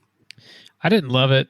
I kind of really, yeah. I thought the ending of this movie was a little flat. It's probably my biggest complaint with it, because it just felt like most of the stuff that like the movie was setting up didn't ultimately matter that much. Because like the whole reason why he doesn't ever tell anybody about Lester is because he's worried that Lester knows too much about him and what he's done, and like, you know, that should still be a problem here, in addition to everything that Steve highlighted, like him, you know, locking an officer up in the jail and stealing his gun and his cruiser and all this stuff. Like, none of it really has any weight at the end of the day. He could have apparently just gone to the cops right at the beginning, and it would have had the same outcome. So I didn't really love that. Also, like, where's the FBI? Like, they just kind of fuck off. Like, they don't show up at the end. And also, like, why don't they just arrest him? Like, if there are cops all over the place, like, why do they follow? Like, why don't they just arrest him right then and there? Like, we don't get to see him arrested. It's just like, it's just kind of a lame ending, like a lame duck ending, I think. Yeah, I thought the ending was also really stupid. For a lot of the same reasons. Like, if you're going to arrest him, just do it, because if you let him get in the car with the sheriff in this weird ploy, he's just going to fucking kill the guy and steal his truck, potentially. Like, he's a serial killer, especially when he looks behind him and sees two cop cars. What's the point of this weird, elaborate horse ploy to get him in the car? But, yeah. That's... I agree, but I also say I think you have to look back at the rest of the movie. Like, this is what kind of movie it is, and I thought it was kind of charming to see him like trying to hook someone else and think that he's so, going back to his hubris, you know, like, oh, you know, like, I mean, they parallel with, yeah, I've been fishing since I was 3 years old, and he talks to Scott Wilson, and he's like, oh yeah, I've been riding horses since I was 3 years old. He's like, you do short track. Like, I liked the ending because I thought it played into like who his character was and how confident he was. He's like, I'm just on to another score, or I'm on to the next thing, you know? So I'll be honest, I wasn't sure that was the sheriff at first. I thought it was just another old guy who kind of looked like him. Oh, okay. And so when he conned his way into the truck and left, I thought, like, okay, this might be an okay ending if Clay is just going to let him go on and start another killing spree on his own with these horse people. That's fine. But then when the cops rolled in, it's like, wait, that's neither of the good possibilities of him either getting arrested right there or him allowing, like, yeah, go ahead and kill whoever you want, just leave me out of it. It's like, well, it's kind of the worst of both scenarios. Yeah. Yeah. So is he just going to drive to the station? Like, is Lester going to be chill when he sees that he's pulling into the parking lot of the police station? Like, yeah. How's that going to go down exactly?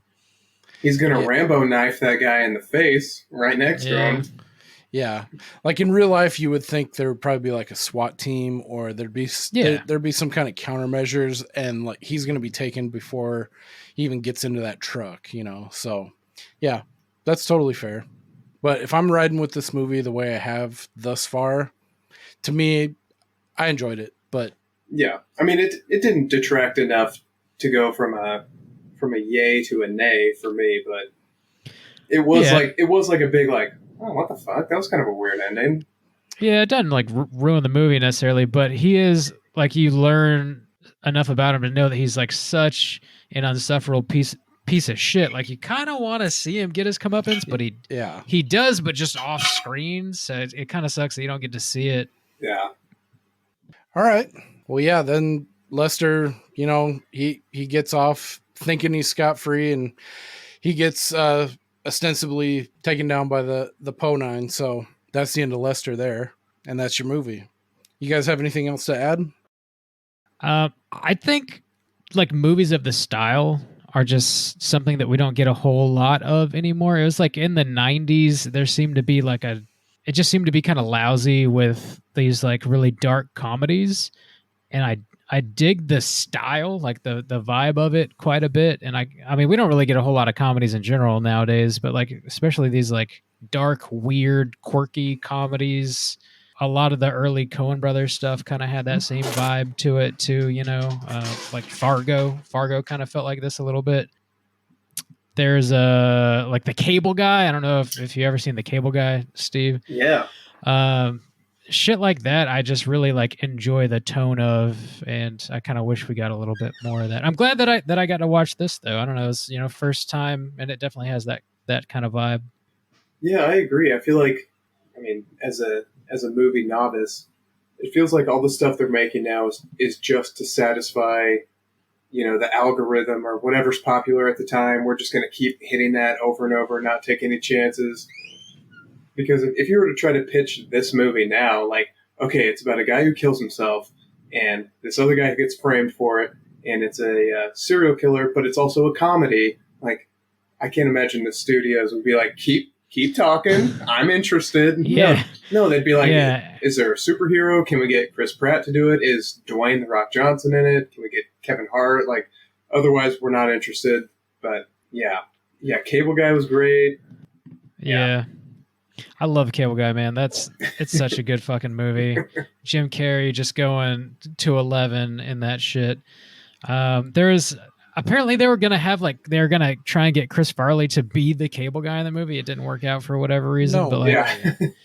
yeah, can you imagine the Cable Guy with Chris fucking Farley? Like, I love it as it is, but I mean, I'm a huge Chris Farley fan.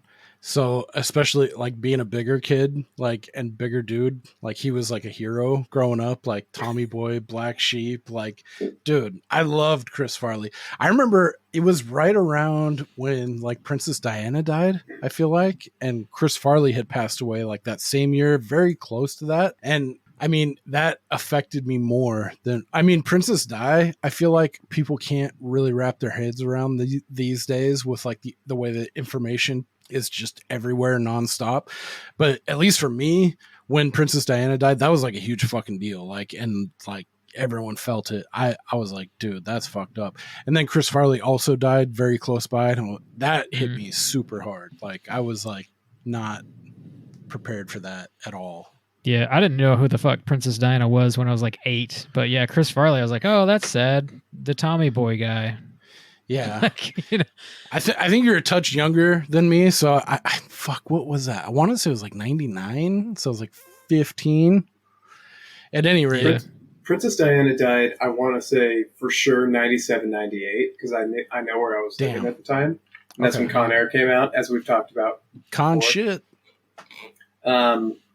Couldn't care less about Princess Diana dying. Chris Farley, it's interesting. He was a lot younger, I think, than people realize. Like, he was in the 33 Club, I'm pretty sure. I think he was even younger. Really? Maybe I'm confusing him with somebody else. I'm pretty sure he died the same year as his idol Jim Belushi or John Belushi. I feel like I looked it up at one point, right. and I remember thinking maybe he just looked a lot older than he was.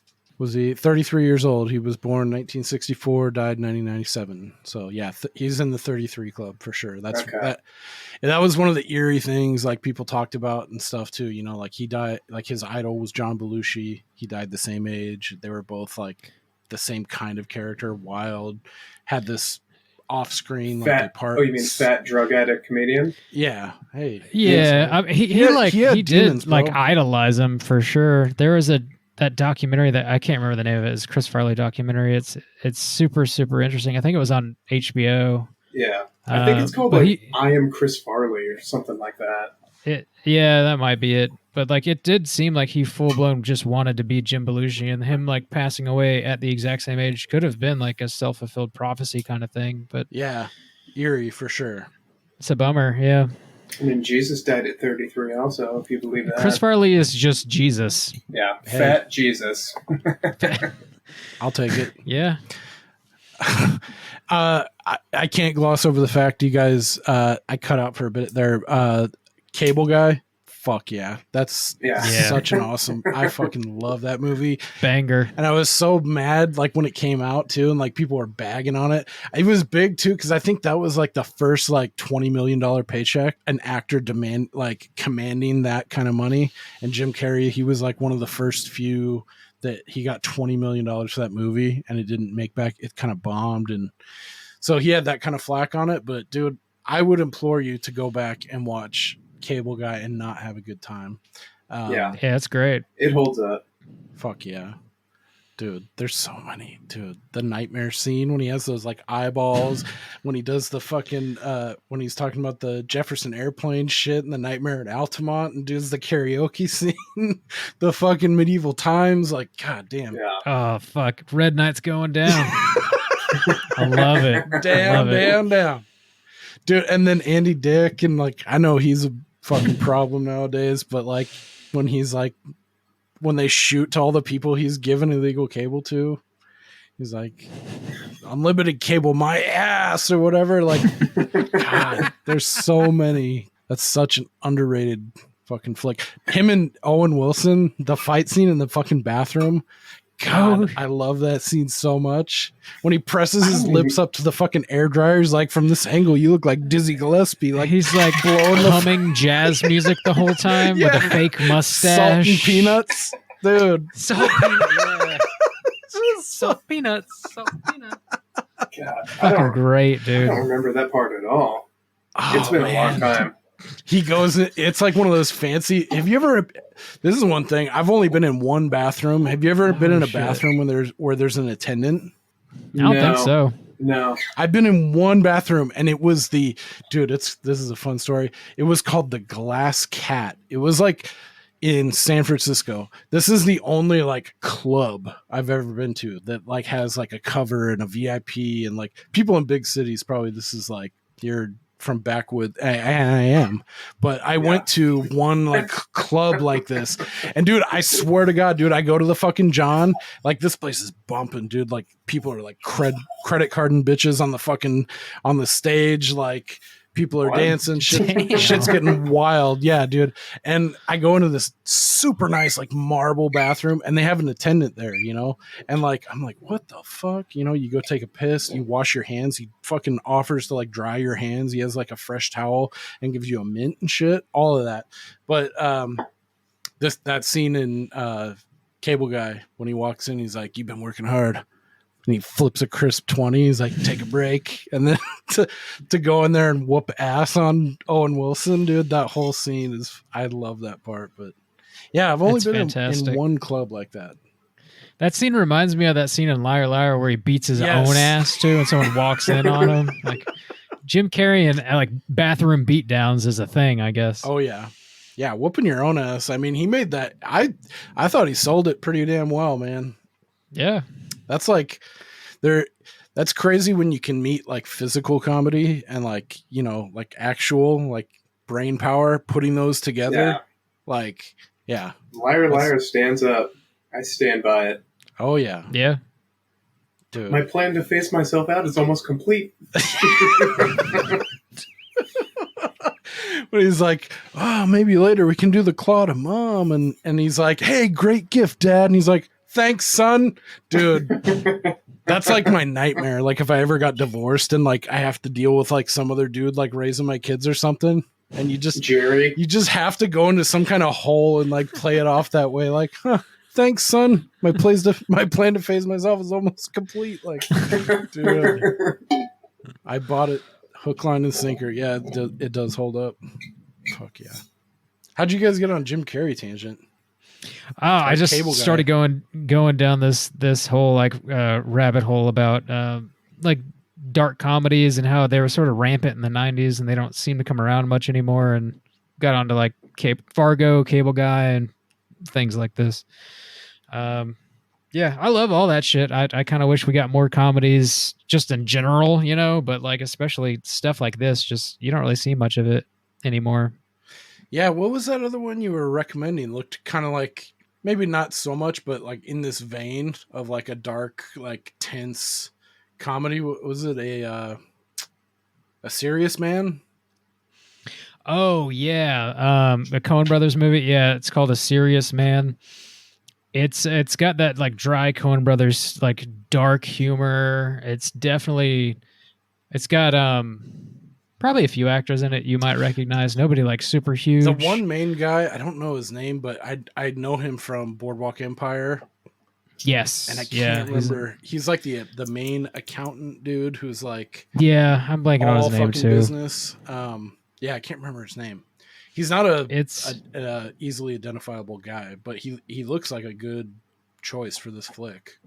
he was great. I think he was also in Shape of Water too. But Oh yeah, that's right.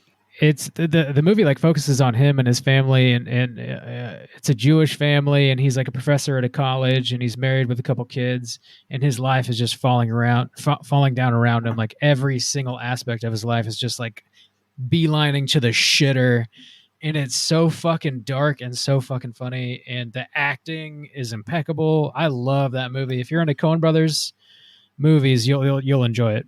I recommend it. A Serious Man. I'm gonna write that down because I Yeah. forget everything. Yeah, it's a good one, man. It's nobody really, as far as like Coen Brothers movies go, it seems like anytime I ask like, "Well, have you seen A Serious Man?" most people haven't, and yeah, check it out. It's weird when you sent me that and I looked at the trailer.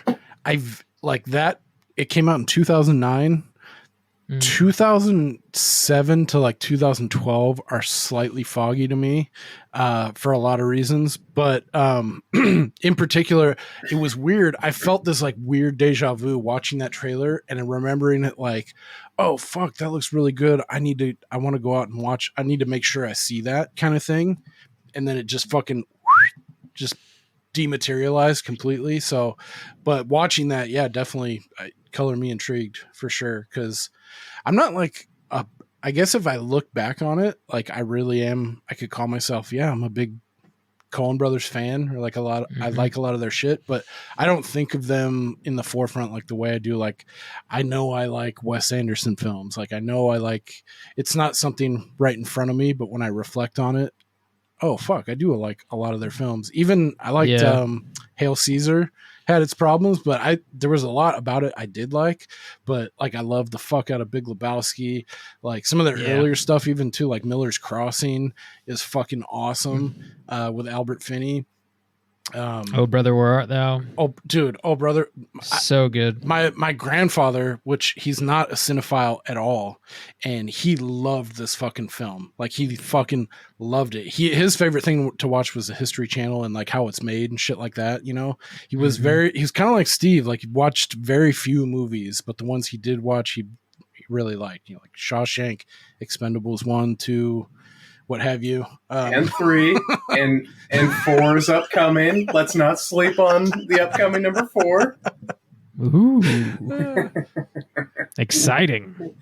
But yeah, this was one that he could like, he had that echolalia thing. Like he would spout shit off from oh brother, where art thou, like whenever, you know, like Oh yeah. even like the small, like, you know, you got light fingers, Everett, you know, when he lifts the timepiece from over yonder bureau, like all the like little picadillos about that movie. He just loved, he'd seen it more than anything. So yeah, I love Coen Brothers films. So like when I got turned on to that, I was like, fuck yeah. And it made me think of The Man Who Wasn't There, who I feel like that doesn't get enough play at all. And it's one of those few gems too, like you've never heard of, and you'll go on IMDb and it's got like a 7.6. It's like, it's a really solid flick, but you don't hear about it at all. That's another good one. Coen Brothers as well, Steve, if you want. I think that would make for a good Porpoise episode too, is The Man Who Wasn't There with Billy Bob, Francis, couple of the regular players like Michael Imperioli's in it. It's fucking awesome. Francis McDormand. Awesome flick. And it's one of their flicks that it has the tinges of dark comedy, but it's brought down and it's way more like melancholic, like kind of depressing. Like it affects you in a way that's like you don't like, but there's something about it. It's more like it's like that melancholic thing, like you kind of hate it but you love it kind of thing about it. It's got I gotta watch that. Cathartic. Yeah, totally. Have you guys watched the Fargo television show at all? I have, and I like it a lot. I think that's the last. Good. I didn't watch the very last season, the most recent season they did with Chris Rock and Schwartzman. Yeah. I was very intrigued by it. I don't know why I fell off. I didn't watch it, but everything before that I love, especially the season with Jesse Plemons and Kirsten Dunst. I loved that season in particular. Yeah. Season 2, yeah, I it's think. good. It's surprisingly good. Where the dad from season 1 is the young guy played by Patrick Wilson. Yeah, Billy Bob? No, Billy Bob's in the first season. That's what, yeah.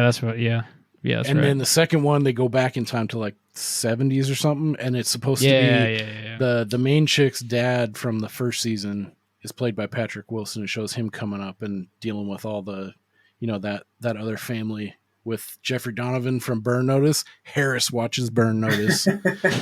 He's fucking awesome, dude. I love that guy in season 2 of when they go into that fucking donut shop and they fucking just wreck shop. They beat the shit out of people. And then he stops and he goes up to the counter at the donut shop and he's like, I'll have a couple jellies and a dozen glazed, just plays it so straight. Back to business. He's so awesome in that season. But yeah, long story Tomorrow's short. National Donut Day, boys, by the way. Make sure you get yourself a donut. Wait, today or tomorrow?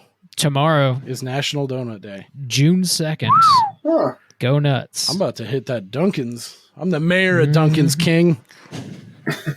You remember that fucking Casey Affleck? He was on SNL. They did a Dunkin' Donuts skit.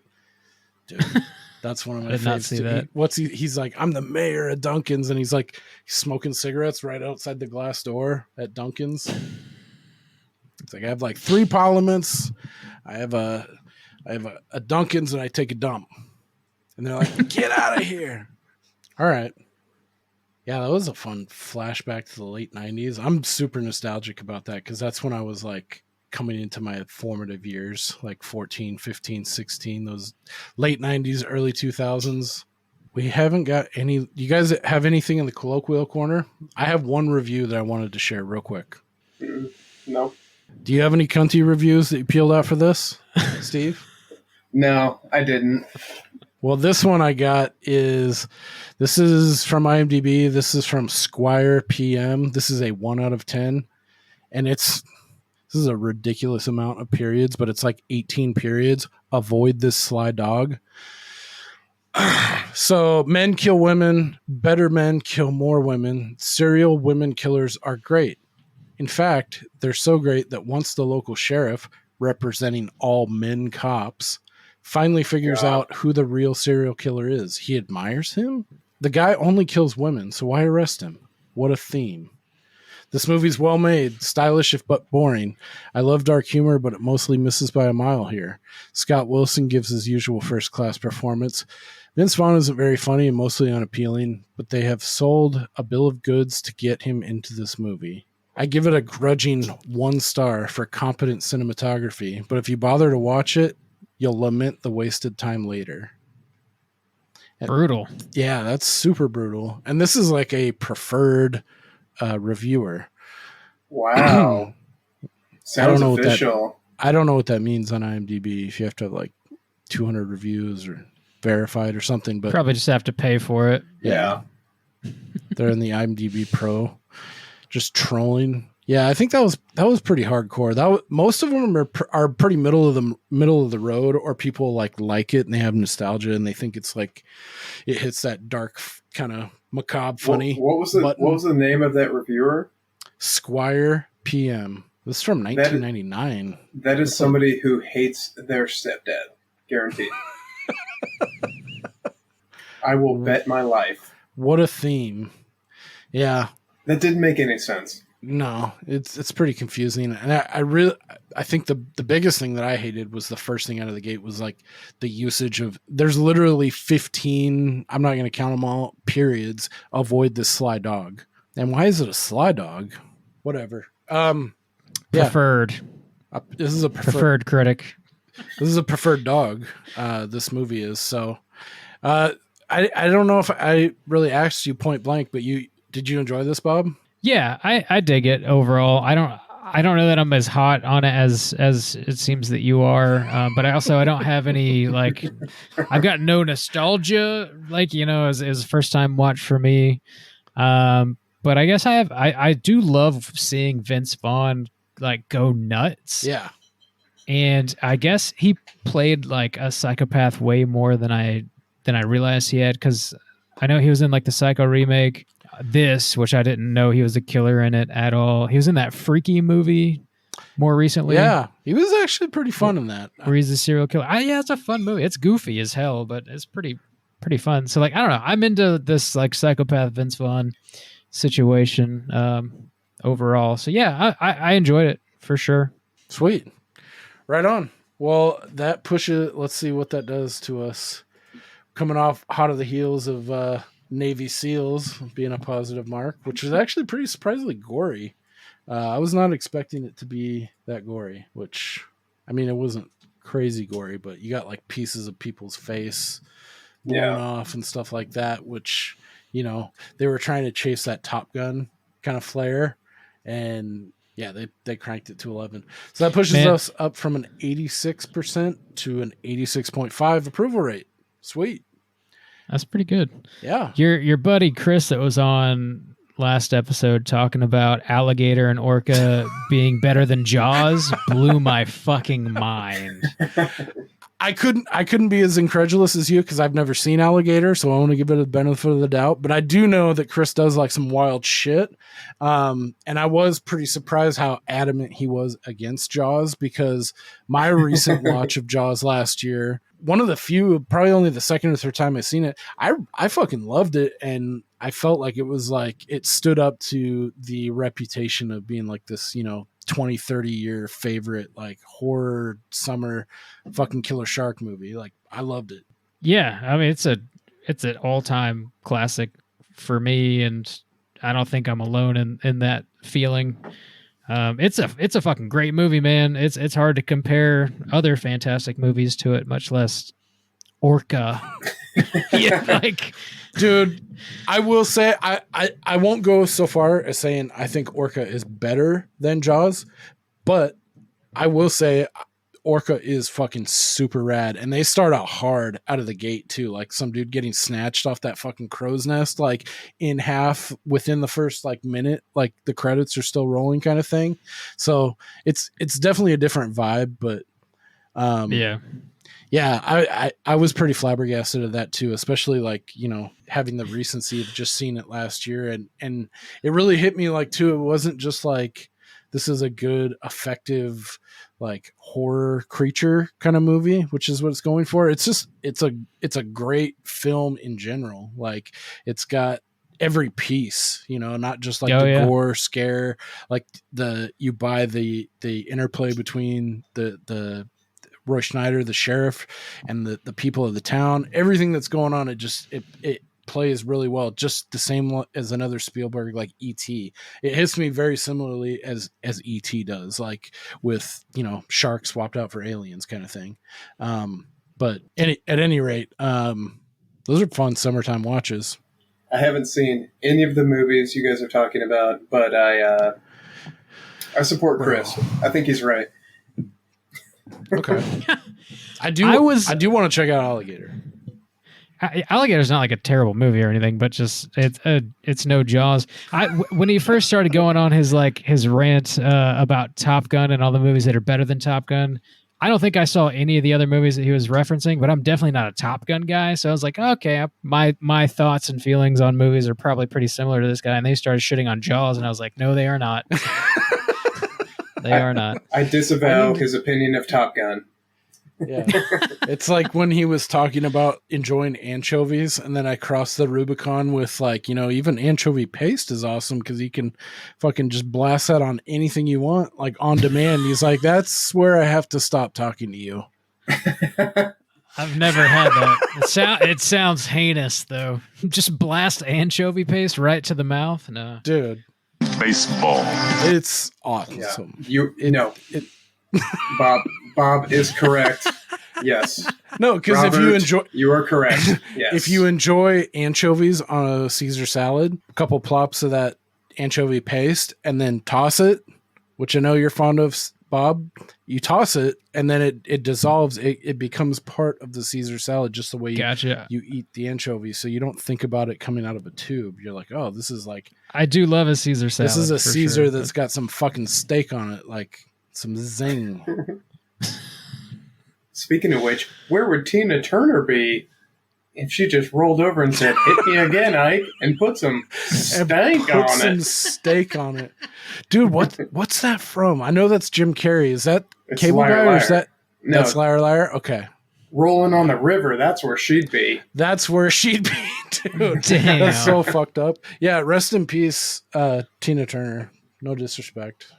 I'll take a shot of Malort in your honor for that, Steve. Godspeed, Jim. I don't think I've ever seen a person drink this much Malort in one sitting. I don't know which. You're a champion. Quick, find a pickleback or some creme de menthe or whatever the fuck else you're drinking. Dude, I drank way Some more. anchovy I drank paste. way more than this Malort than I was expecting. Oh my god, dude! I think that's half. That's a lot of Malort. Oh my god, that's where we're at. Did you just dump that down the drain, No, or like? I swear, that's impressive as fuck. It's not though, because I know I'm gonna hurt for it tomorrow because I got to wake up at 6. God damn. Drink some water, man. Wow, God, I wish this was a visual so people could see how much Malort you just showed. Well, you know what, dude, I've drinking about the same or a little bit more of bourbon while we've recorded, and I've been okay. And this is only 70 proof, so yeah, I did that with some Woodford Reserve 100 proof on I can't remember what episode, so I'm good. I am not your friend. Sure you are. Fishing buddy? Malort's your fishing buddy. Yeah. Seriously. Rollo. Tomasi. I don't know if your old lady listens to this, Steve, but maybe she can does. we call her out? Can we call her out right now about the whole Rollo Tomasi? Okay. Yeah. So did you tell her about this at all? I don't want to throw your shit out in the street, but the whole Rollo Tomasi bit, Steve texted me and was like, you didn't put 2 and 2 together when, what's his name from Pig? What's his name? Nick Cage? No. Babe. Pig. Dudley. Babe. Dudley. Captain Smith. James Cromwell. Fuck. I texted. Okay, back up. I texted Jim and said that LA Confidential was one of the few good movies that I liked so much that my old lady hadn't seen it. I was like, I'll watch it again with you. Okay. So you've seen LA Confidential, right? I have not. Okay. Well then, I don't want to give away Earmuffs. too much, but there's like a big plot twist, and when it gets to that point, she's like, "Wait, what? Who's that?"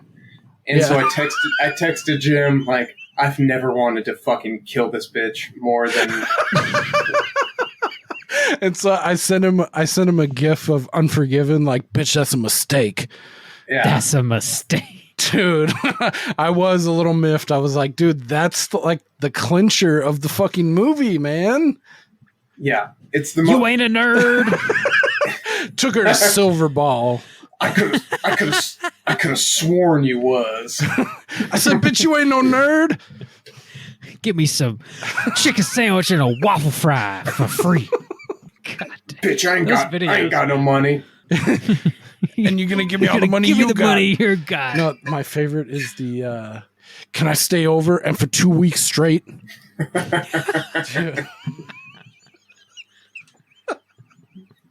Or what y'all hoes watching? She's like, we're watching The Legend of Bagger Vance. He's like, turn that bull off. Turn that bull off right now. You got a brother, and that's a mistake. We're watching Dr. Zhivago, A Bridge on the River Kwai, A Brief Encounter, A Lean Night. A lean night. Yeah. Dude, those are heavy ass movies. Those are super heavy movies. Dude, I remember a while back, like we would go over to my father-in-law's house and cook dinner for him on like Sundays, and he would reintroduce us, kind of like I'm doing with you, like with old movies that I had never seen, like The Dirty Dozen I had never seen, The Ninth Configuration, McCabe and Miss Miller, which I know you love, Steve. Sucked ass. Yeah. Don't watch it. The Dirty Dozen is fucking awesome. Some of those older flicks, man, like you just have preconceived notions about them. And like one of them was Chinatown. That's another thing. I think you mentioned you had just watched Chinatown, Bob, and you said you liked it. Yeah, I did. Like I watched it on the airplane a couple weeks ago, and I didn't know shit about it. Man, I thought it was in New York. It's not. Yeah, but yeah, it's a good ass movie. Yeah, that was a fun one. I like that one a lot. Yeah. I was really glad to hear that, because that's one that in my formative years, like formative serious movie watching years, I watched and really struck me. And then I tried to like talk to people my age, because it's a lot of older film. It's made in 74 and by Polanski, which I've learned even some more wilder shit about him that makes me kind of go a big rubbery one. So that's a really tough one to think about, like recommending. Bean Dub Podcast, if you guys haven't checked it out, he's fucking super awesome. He was just actually on our mutual friend Bob's kind of offshoot of Straight Chilling, the Creature Comforts on with Soju. Yeah, I haven't listened to the episode yet. I'm super excited to. What was it on again? Fucking Enemy with Jake Gyllenhaal. Yes. Which we did. It's kind of a weird synchronicity, because we had Soju on for Prisoners. Yeah. Also a Denis Villeneuve movie with Jake Gyllenhaal. There's another movie called Enemy with Jake Gyllenhaal, directed by Denis Villeneuve. That's fucking like, it's a different kind of movie, but I don't know, man. For my money, Jake Gyllenhaal is fucking really rocking the shit these days. I always thought he was kind of a Streisand, but he's he's pretty fucking awesome in whatever he does. Prisoners is fucking great. I watched that because y'all covered it. I'd never seen it before. It's a good fucking movie. It is. Yeah. That's one of the only other ones that I've watched twice in the same week. Oh, yeah. You were like, yeah, you got to watch this. Yeah. Yeah. It's a fucking great movie. Yeah. Yeah, it is. Shout out to not to upstage Bob because we have you on, but Hard with Soju. That's one of our top episodes, actually. It's a crowd favorite. Soft with Soju. Flaccid with Soju. Hey, we can be hard with multiple entities. We're hard with Bob. We're hard with Soju. So, but as long as we're all hard, yeah. Hey, that's what matters. It's not the what is it? It's not the treasure we made along the way, but the hardness. What? That's not a phrase. Sure. No, it is now. It's not the treasure. It's the friends we made along the way. It's the hardness. It's the boners we made along the way. Exactly. And that takes us right to Boner alert. Yep. Cool. Yeah, Clay Pigeons has been in the rear view for quite a while, but yeah, this is a fun flick. Clay Pigeons sounds like a pretty solid rating for all of us. Steve, you're frozen and you're smiling super creepy. You look like Heath Ledger's Joker right now. It's terrifying. All right, we lost Steve. That brings us to the end. If you have any hate mail, I know Steve welcomes that. Or if you have any questions, complaints, concerns, please send them to us at waxing the porpoise. Oh shit! Looks like Steve's entire power to his whole house went out. Fuck. So he's gone. You can also reach out to us at either of our socials. Instagram is Waxing the Porpoise. Twitter is at Waxing the Porp. Thank you again so much, Bob. Appreciate your time. Thank you for coming on and checking out this flick. I'm glad you liked it. Yeah, man. Can you please remind everyone listening where your shows? I didn't do I'm sorry. I didn't do a proper intro from the beginning, like where you're from. It's like, hey, this is a fucking old friend coming on. But he's from the Straight Chilling Podcast. Can you tell us a little bit more about that? Sorry. Yeah. No, it's totally fine, dude. Yeah, I am Bob. I'm one of the hosts from the Straight Chilling Podcast. We're a weekly horror movie review show. So if you're into horror, you can find us anywhere you get podcasts. And we've got over 400 shows up now. So there's got to be a review that we've done that would interest you. So check it out if you wanna. And yeah, thanks for having me on again, man. Thanks for introducing me to a new movie, something I didn't even know existed. It's pretty dope. Sweet. Yeah, I'm glad you liked it. Yeah, check out Straight Chilling. They're fucking awesome. You can go back in the archives, check out things such as The Being, which we talked about on last episode. Jackie Kong fucks. And Blood Diner. We did both. That's true. Dude, in hindsight, I was hoping Blood Diner would have got a better review, and I was thinking Soju would have liked it more than he did. I was pretty shocked that he didn't, quite honestly. And going back to The Being, only Being purists will probably remember or appreciate this as much as Chris, if you're listening. He also covered that one too. There's a scene that reminds me of Soju. Like if I had to put him in a movie, it would be that part in The Being when they're at the drive-in theater. The two dudes are smoking weed in the car, and The Being pops up, and he's like, "Oh man, they're just trying. Look at this marketing. They're trying to do anything to sell tickets." He's like, "I'm going to tell them to fuck off." And he turns over and he looks out the window and says, "Fuck off!" And The Being immediately fucking snatches him up and kills him. He's like, "Whoa!" Like, God, that part fucking kills me every time. That's good shit. I'm going to tell him to fuck off. Fuck off. Dead. Thank you again so much, Bob, for coming on. Appreciate you. Check out Straight Chilling, and thank you for joining us. And we'll see you when we see you, and we'll see you later.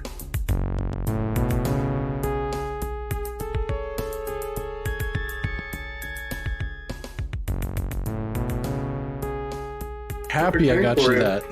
Yeah. You'll love it. It's from Chicago. Yeah, dude, that is like a really awesome ace in the hole to have for something like that. Yeah. Especially to see somebody who's half blacked out for just a second come back like, what the fuck is that? Pine Sol, what? No. Yeah. And then back they go into the blackout. Awesome. That is awesome. And text them the next morning like, how you feeling? Like shit.